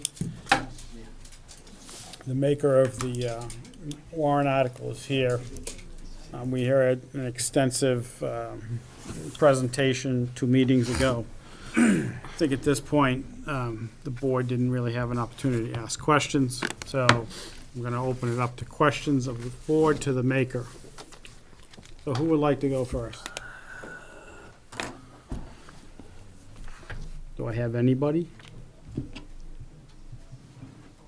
Leaving it up to me, huh? Yeah.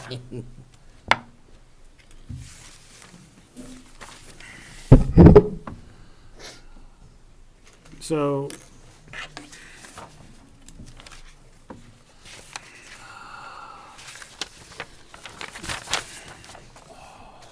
you've, in your citizen's petition, you indicate locations along Turnpike Road, Mill Road, Barica Road. You have no map associated with this.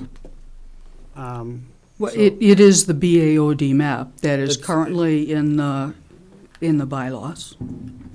There's, in provision 195-144, references the BAOD map.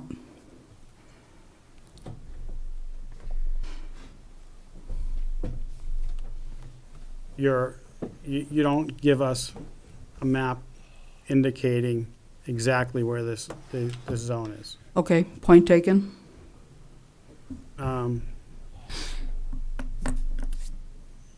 You reference 4 to 6 units per acre. Can you tell me where in our zoning bylaws this zoning exists? In the inclusionary housing bylaw, provision 195-138E as in Edward, it states that the planning board shall consider consistency with the 2011 housing production No. plan I didn't and ask other that. I said planning. in the zoning bylaw. Article 23 is the inclusionary housing bylaw. That bylaw uses the word shall, and in Article 20, shall is defined as mandatory. In addition to that, the master plan, the 2010 master plan, and the 2005 affordable housing plan were incorporated into the 2011 housing production plan. It is in that production plan that it calls for the transitional zoning to have 4 to 6 units per acre, RM standards. So can you explain to me the word recommend, what that means?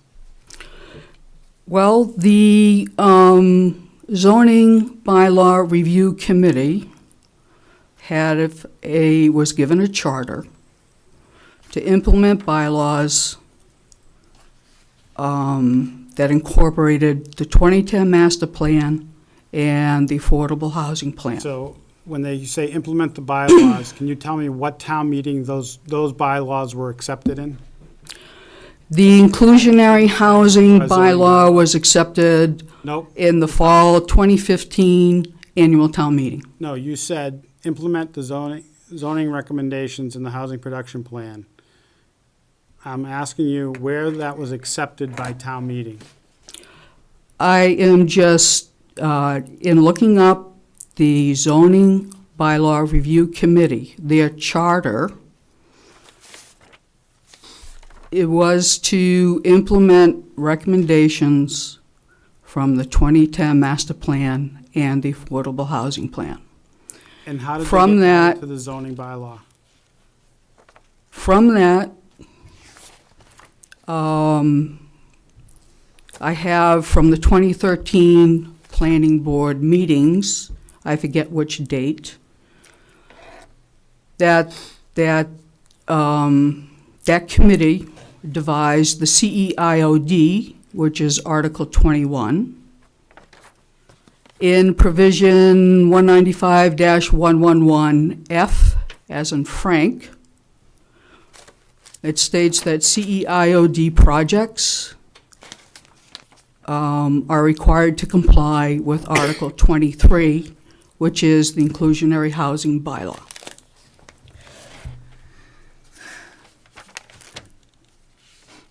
You have a question, Mike? 'Cause I'm looking up Well, something. what we have in front of us Mm-hmm. is a proposal for a town meeting warrant article. Okay. Where the 4 to 6 units per acre comes from, I don't think is wildly important. I We can disagree, agree but with that's it, okay. or we can disagree with it, and we can vote to recommend or not vote to recommend. But I guess I'm not particularly concerned with how it came to be. I will say that a lot of the multifamily development in town runs closer to 20 per acre.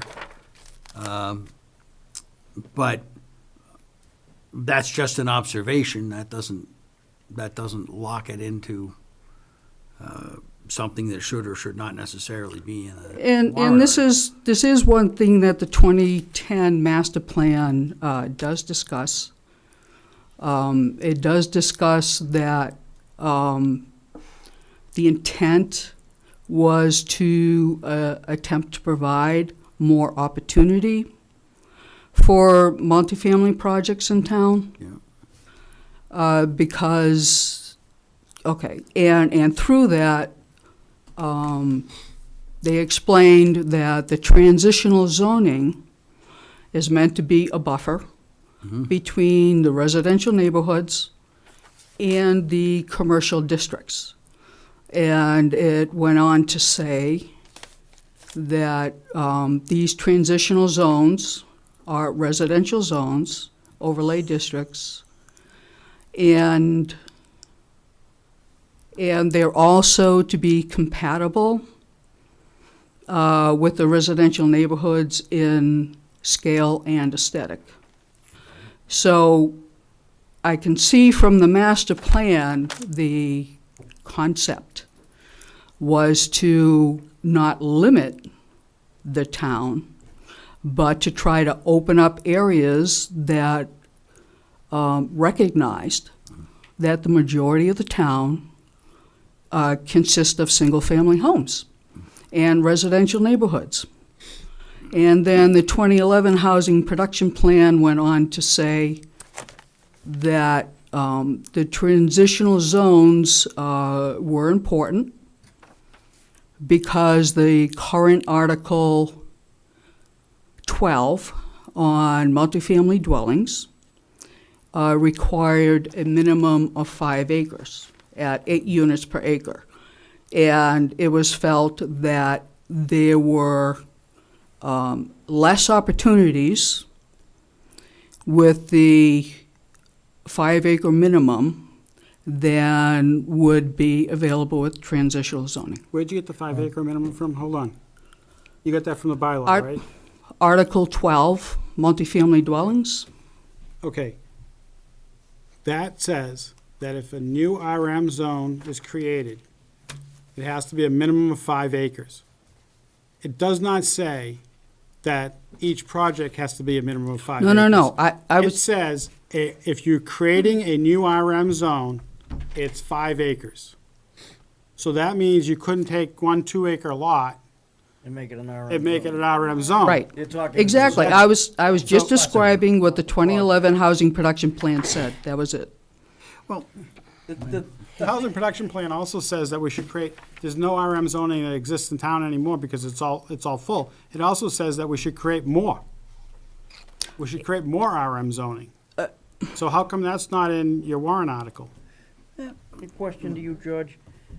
All the talk that's going on, it's about discussion at the housing plan.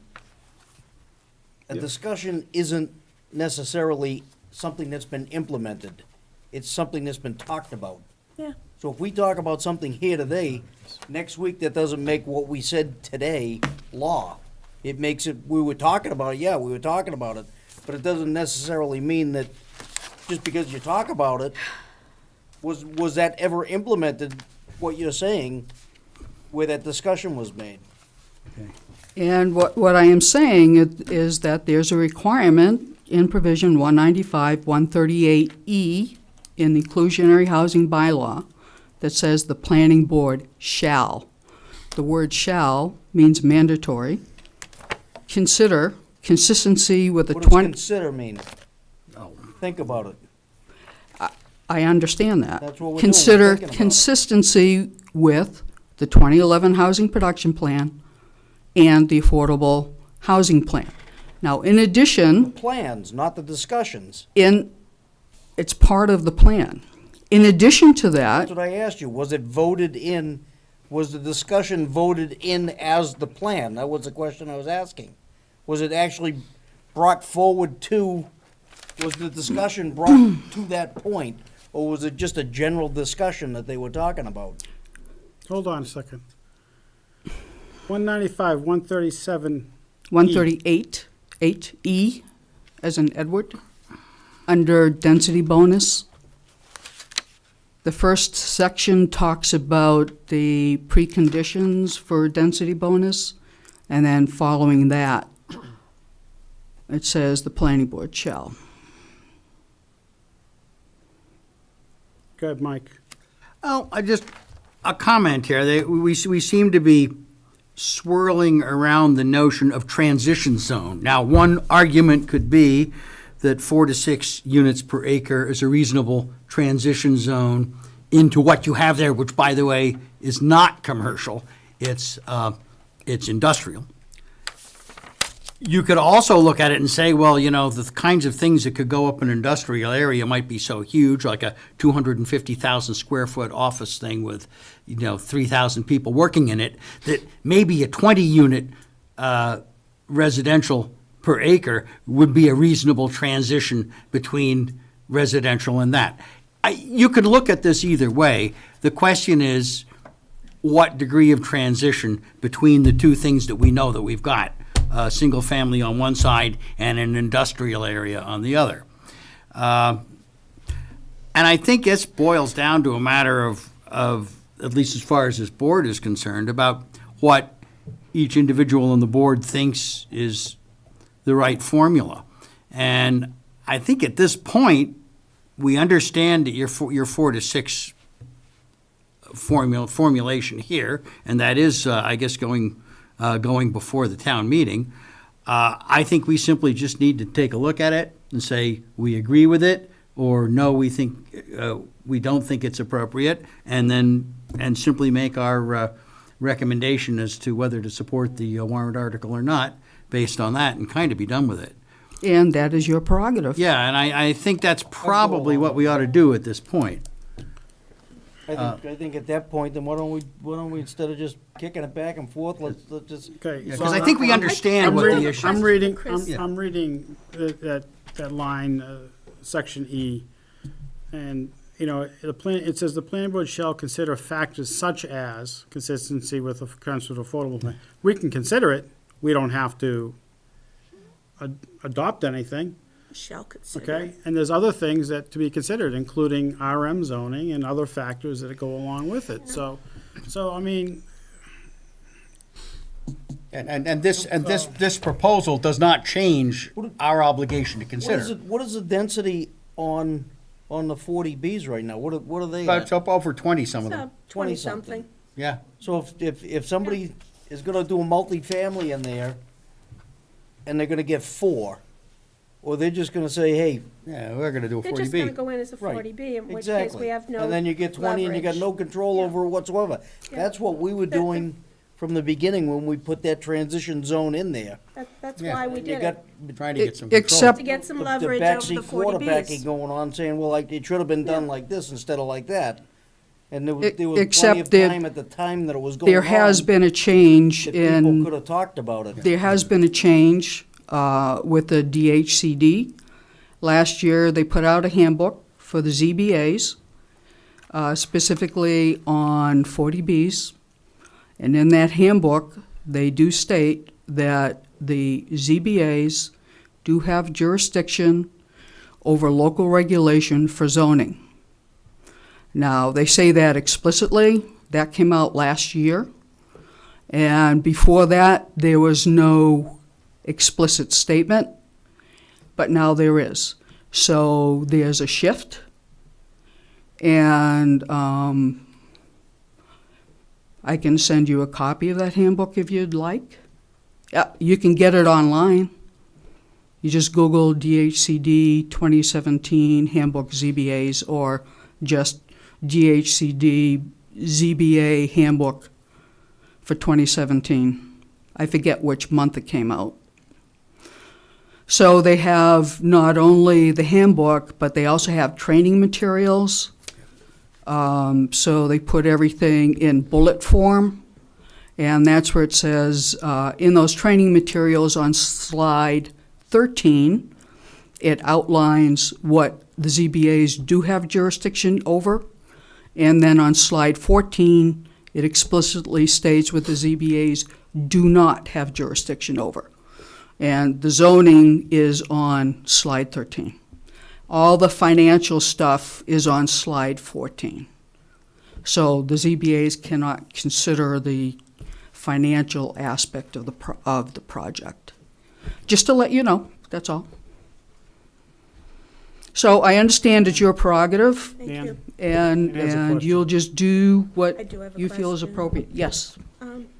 Chris, is it your intent to eliminate housing in the entire BAOD? Once again?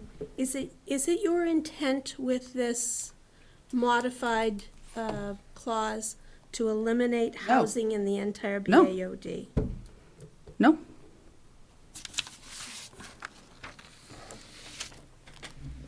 It's just to keep it within scale.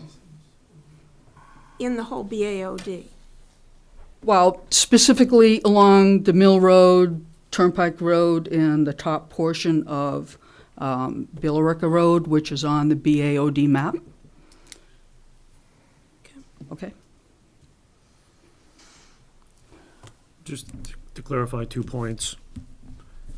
The inclusionary housing bylaw reference to the production plan is within the subsection density bonus. So by definition, the density bonus only speaks to the density bonus. It doesn't speak to the baseline units per acre. Okay, so that's a very clear distinction. Good point. Yeah. Yeah, The- I if just you- agree with Mr. Belansky because the he's language speaking. is specific. He's If you speaking. want to then connect that density bonus provision reference of the housing production plan, if I recall, I believe the 4 to 6 units per acre is a specific recommendation that does exist. It does reference 4 to 6 units per acre, but I believe it's specific to the RB and RC zoning districts that are in close proximity or abut the villages, meaning Center Village and North Village. It's not specific to industrial zoning districts or even commercial Or even corridors. RMs. Yeah. If we're gonna key on where did 4 to 6 units per acre come from, Well, I happen to have it here. The issue, it says issue single 2 and multifamily of 8 units per acre permitted individually within separate zoning districts. However, zoning does not permit low-density multifamily in range of 4 to 6 units per acre. Recommended action, the town should consider adopting a new multifamily zoning district for areas near village centers and neighborhood commercial districts, which is RC, where multifamily buildings would act as transitions between commercial and single, or two family uses such as a district would have a density of approximately 4 to 6 units per acre, would include a mandatory affordable component. So you're correct in that statement. Possible locations include the outskirts of Chelmsford Center, North Chelmsford Center, Chelmsford Street between Stedman and the City of Lowell, North Road between Fletcher Street and 495, and West Chelmsford near intersections of School and Main Streets. So it's pretty clear on the areas that they've point out in that. So, okay. All right. Well, I'm good. I mean, I found out what I was concerned about. Okay.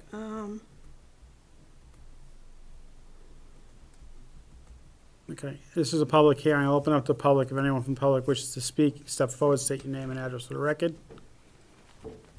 Thank you very much. Yep. Brian Latina, Precinct 4, Town Meeting Rep, and 15 Jesse Road's my address. Turnpike Road, when we moved in almost 30 years ago, had light industrial on one side of the road and residential on the other side of the road. That's how it was presented to us as buyers of the properties along that road. And arguably for 20-plus years, that's what we all understood. The properties along Turnpike on the industrial side were told to me directly by the man that owned that property at the beginning of time relative to Chelmsford, Mr. Raymond Carey, that there'd be no residential properties on the north side of that road, and there would be no industrial properties on the south side of that road. As you enter this area, which we're calling the Route 129 BAOD district now, from 129 onto Mill Road, that area was always light industrial. We recognized that when we first drove into town and bought our property. So did everybody else in that 1960s area that is residential. This change to try to pick up some business and try to form us more like the edges of Burlington, I think is what we're trying to do, maybe a little bit of Waltham, to put commercial buildings in it, was presented at town meeting. I thought in a pretty thoughtful way. We kicked it down the road and out the door the first time it was put out. Earlier town meetings, we said no to this overlay district. The second try on that, you came back with some economic reasons for doing it. We basically said we can't sustain this town at the current spending rate, so we need to have some commercial properties. We put some 6-story buildings in the plan, and that's what town meeting talked about. We did not really talk about 16 stories worth of buildings on the other side of Turnpike Road. I can tell you, if we put those pictures up on the map and we showed you what Wayland Park looks like right now, or we showed you what the north side of 93 from 128 up and through Andover now, if we showed those pictures to town meeting, I can tell you that town meeting would not have voted for this commercial district. The people that live along there certainly don't know what's about to happen to that little grove of woods as soon as we clear town meeting. I have no doubt they'll wait until after town meeting to clear cut that property. When they do that, you're going to hear a lot of screaming. People don't even know it yet. Now, transitional housing, the way it was described to me when I visited the office downstairs in this building, at the beginnings of that discussion prior to town meeting, I was told that, well, you don't want to have businesses along Turnpike Road accessing Turnpike Road all hours of the night, all hours of the day, giant business buildings. I would agree with that. That's what this transitional housing project was described to me as. A simple buffer zone to keep the business, the monster 6-story buildings, from being on the abutting side of Turnpike Road against these single-family homes. I understood that to be very similar housing to what we have on the other side of Turnpike Road, which is duplexes at one end. And we have Stonegate at the other end. Stonegate's 62 units. By the way, they generate 40 to 50 kids in that building, in that structure, 62 units. If you extrapolate that along what you're suggesting, the electrical owner-owned area, the 168 units that you already approved, and a couple of other areas, maybe even some areas there that somebody decides to tear down and put another 19 units per acre along there, the cost of town of Chelmsford is gobbled up and then some just by the kids alone at that ratio that Stonegate currently has. So there is no tax benefit to putting these homes in this density on Turnpike Road. And I got to tell you, we felt we were protected when they told us that the town of Chelmsford does not have curb cut ability along that road. And we were told when it was repaved that they could not put a sidewalk or a bike path or anything else along that road because town of Chelmsford does not own anything beyond the asphalt. We don't own the rights to it. So if they build these projects along here, you're going to have to do a land taking all the way along Turnpike Road if you really intend to believe what the developers are saying, that we're going to put a sidewalk along there and a bike path to get you to the bike path in the center, down by Golden Cove.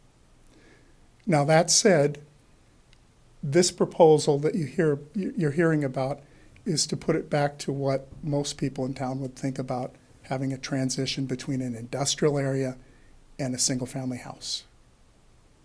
If you'd like to see some of these things where they've done this, it's typically these housing projects, they're cookie cutters, they're 4 and 5 stories, are along the highway side. They're not along a skinny little 2-lane road. Not one of them that I've run into. And I've gone to all sections of the state looking. Go see Wayland Park. Just do a Google Maps and look at what they did to Wayland Park. It's hideous. 128 to 495. Look out the right side of your car the whole way. Stop at Route 138, 133, drive in through that area. That is what we're about to put on Turnpike Road. This is not what we want. This is not what the town of Chelmsford expects. We'd like to see commercial first, not residents first. These things are going to cost us a fortune. And by the way, we just replaced a sewer line on Mill Road for over $1 million. We just replaced the gas lines on Turnpike, Jesse, Anstey, and Porter for $1 million. Folks, we just paid for that before we got a single commercial building put in.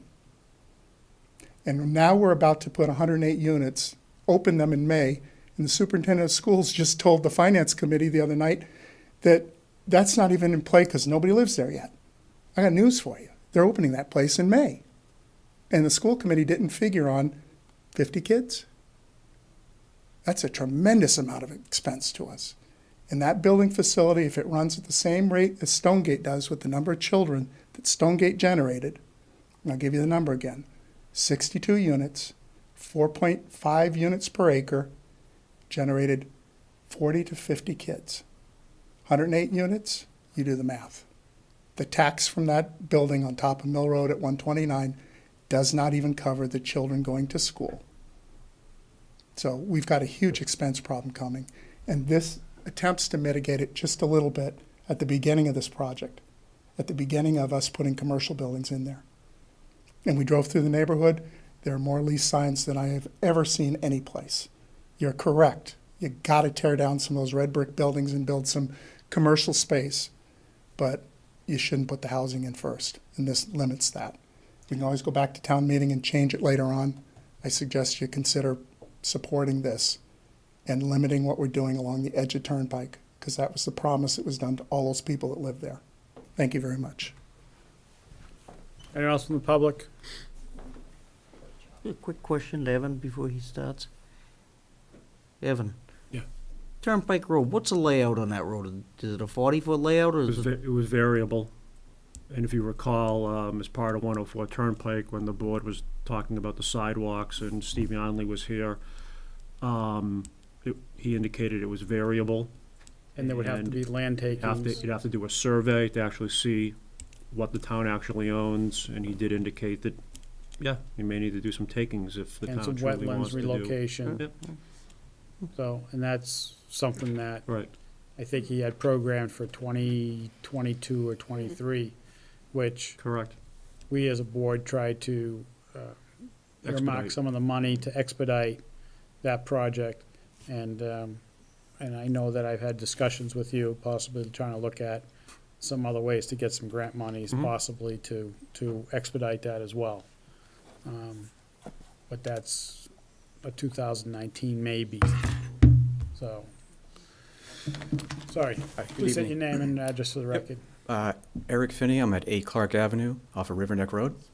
I have been hearing a little more about the BOAD plan. I don't really know a lot about what some of the current projects are and plans are, but I'm concerned about some of the same issues that they brought up that they're dealing with on Turnpike Road or concerned about on River Neck Road, because over the last, I don't know, like a few months, I've noticed, you know, and I don't know the address, but the mobile home lot that was there that's since been moved, and they're building some multifamily units there. There's another area of land that used to be woods. Again, I don't know the address, but it's between Clark and the end of the road. It's on the cemetery side of River Neck Road. Oh, the part they just cleared the woods? Yeah, That's the cemetery's property. Okay. Cemetery did that. Okay. I don't know if anything's going in there. I mean, I've kind of heard. More graves. Oh, really? Real quiet development. Okay, because I had heard people, you know, neighbors, and again, I don't really know like where to find. I've tried digging around the website to see like what projects have, you know, if there's like a place where I can find like what projects are being approved for different areas in town. But I was concerned that, you know, there was going to be more apartments because I had kind of heard that. No, that's just going to be more cemetery. That they cut the trees because there's a premium on wood right now, and they were able to. Okay. Well, that's good to hear. I live next to the Mercury Computer System property, or, you know, I used to be. And talking to a neighbor, I don't know, like, we weren't really sure, like, you know, if it was true or not, but there was a rumor going around that that was bought by a developer to convert to apartments. I did find on the your website that there was an auction, I guess, for that property and another property or something. I didn't know if you had any answer to like, what's happening with that. There's nothing before us, and I haven't heard anything, so. Okay, is it possible that that could be Yes. converted over to apartments? That's in the district, right? Yeah, yes. Because I did see that that's on the edge of the overlay map that abuts Yes. like on my neighborhood. I do have concerns about one of the rumors I heard, you know, is possibly there could be like 140 units going in there, but on the same footprint as the buildings that are there now. I have a big concern about that. I think it matches up with what the concerns on Turnpike are. One, Riverneck Road. I run on the road occasionally. Sometimes I end up going over the Turnpike Road. If you're not a runner, you probably don't notice how little shoulder there is. There's no sidewalks. You know, it's a common issue with some of the older communities here in New England, right? Biking, same thing. You know, I bike around town. It's kind of hard sometimes. You know, you don't have enough shoulder.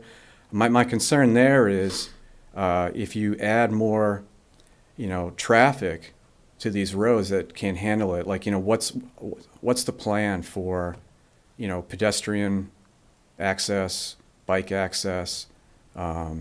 Riverneck Road tends to be a cut through, you know, between Lowell and Chelmsford and elsewhere. What's the long-term plan, if you happen to know yet, like what the BOAD, how's traffic like what traffic studies are being done or have been done to determine impact? Traffic studies would be done at the time of a project being presented to the board. Okay. But I will tell you also that you take a Mercury computer site, they could, instead of coming to this board, they could go and do a 40B and go to the ZBA. Mhm. Now, the town, if everything gets built, will be at their 10%. So it'll be difficult for someone to come in with a 40B. But the BAOD allows them to come here, and we hope that we can get a better project than what typically a 40B would be. Yeah. So. Yeah, I'm kind of hoping to hear more along the lines of further down Riverneck Road. I saw some land being sold, and I said, "Uh-oh, you know, like what's going to be crammed in there?" You know, the Alyssa Way, a cul-de-sac that was put in recently. I would actually be more inclined to see more of that. I don't know what the price range of the house, if those constitute affordable housing or not. I just know that compared to most lots, you know, around the center, south, and west of town, the lots are generally larger. I have a small lot. My lot is like less than a quarter acre, which is enough for me. But I would like to see the board consider, you know, projects that were more like Alyssa Way, where it's a nice transition from single-family homes, or even like a garden style, like a multi-family homes. I mean, it just kind of fits the character of the town a little bit. And I understand the need for, you know, more housing. There's a bigger demand for that. But you know, I think it kind of fits what was being proposed with this warrant article here. But again, like my concerns in hearing some of this and not really knowing enough yet of what the long-term plan is for the BOAD and how you're going to mix housing in. You know, traffic. Also the fire. We have a fire station down the street. When I first moved to the town 20 years ago, it was, you know, a fully manned station, and then, you know, with budget issues, you know, a lot of the stations in town, they had to go to like a part-time, like a rotation or something. If there's a serious push to add more high-density housing, are you going to be looking at, or does like the town have to consider increasing the amount of staff time on some of these fire stations, or I don't know if that's like considered or Any not. project that comes before us is reviewed by the fire department for Okay. feedback to us. Okay. And what, the same, that, I guess that would be true for like the impact on the water district. The East Chelmsford Water District, I think, is Water on the smaller district. side. Water district would also have input Okay. as well. Okay. If, as you heard earlier, the subdivision, the water district has an issue with the dead end line in that particular subdivision that was before us. So yes, they'll weigh in and they'll determine if there's a water issue or water main issue. Usually they work that out with the developer before they get here. Okay. Okay. All right.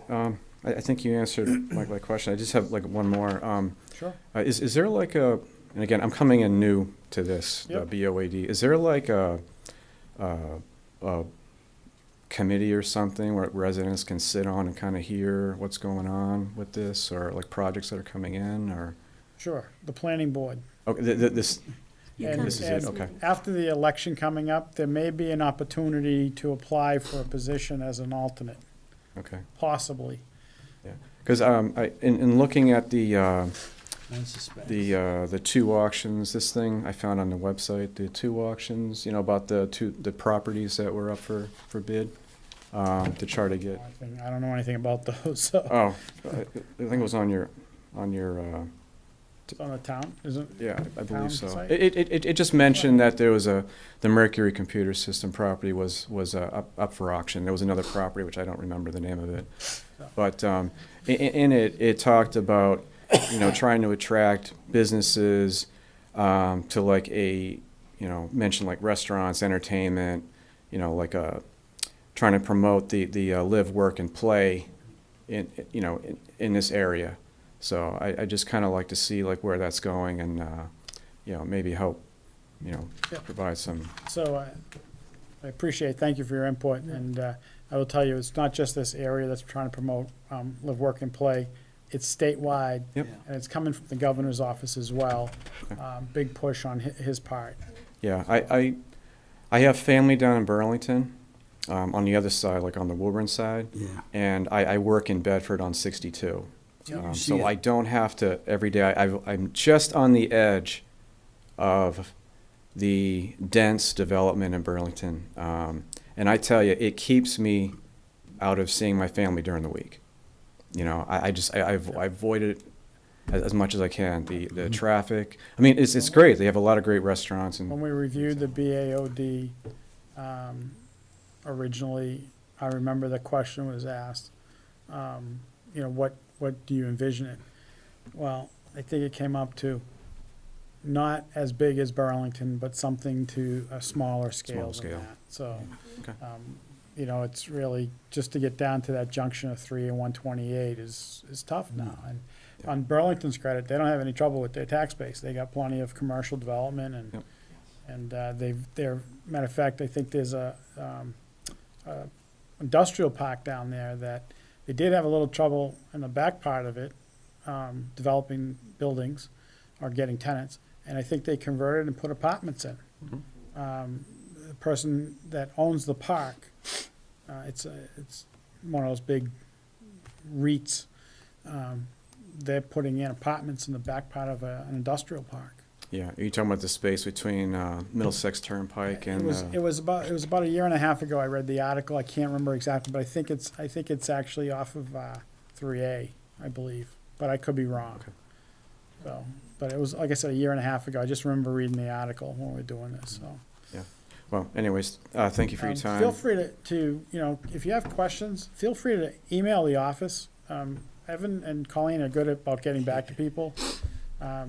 These things are online on the website, in the bylaw section, read through them. And if you have questions, feel free to call. All right, thank you.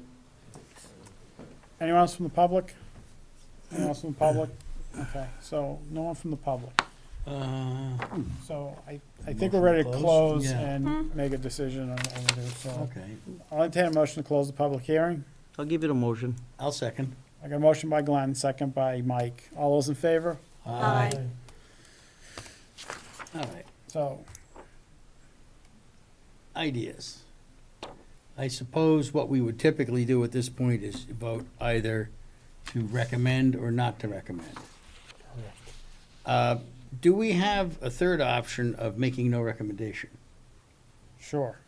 But And I would think that's not a good option for this plan. okay, I just ask if it's I think this planning board either owns up to what we have, yeah. or doesn't own up and say we should add this.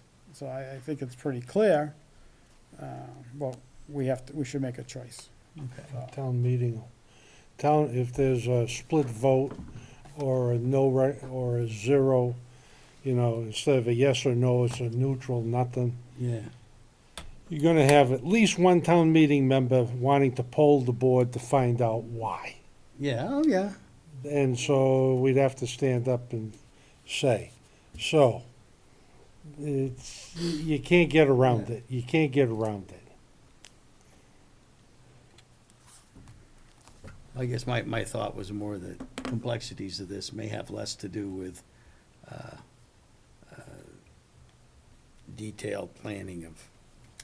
So, It's not, to me, I mean, I think it's either thumbs up or thumbs Okay. down. yeah, I mean, Fair enough. I understand the intention. I think that the master plan and housing production plans are two separate things as far as I'm concerned with the bylaw. They create recommendations. I sat on the master plan. Some of the recommendations, one member on the master plan said, maybe we should create 2-acre zoning for everything. And we had that discussion, but that didn't happen. We had other discussions about introducing other things. We implemented some. We chose not to implement others.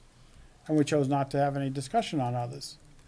But they're only recommendations, and there were high-level recommendations for the board to dig in and get more information on. And I review the housing production plan. It says in there, we recommend. It doesn't say for this board to adopt it. Recommends additional zoning as well for RM, because it's all built out. We chose not to move forward with it. So, I understand the intention, I do, but I think that this board had a discussion back in January about whether we think we should do something, and this board came out and said, no, leave it alone. So, but, it's it's up to this board to make a decision. I What's think our choices on the motion? the motion would be to recommend in favor of this article, or recommend against. let me, You want a motion? yeah, I can stop the pain too. Okay, Ed, why don't you stop the pain, since you're one of our senior members? I'll stop the pain right now and get everybody angry with me. I'm gonna make a motion that we not recommend this warrant article to town meeting. Second. I have a motion by Ed not to recommend approval. Approval of this warrant article. The planning board does not recommend, I guess the way it's going. Adoption of this article. Adoption of this article at town meeting. Okay, so I have a motion by Ed, second by Glenn. All those in favor? Aye. Opposed? It's 5-0 not to recommend, Two missing, yeah. and 2 absent. So I think that in the letter that we make a note that 2 members were absent, that they.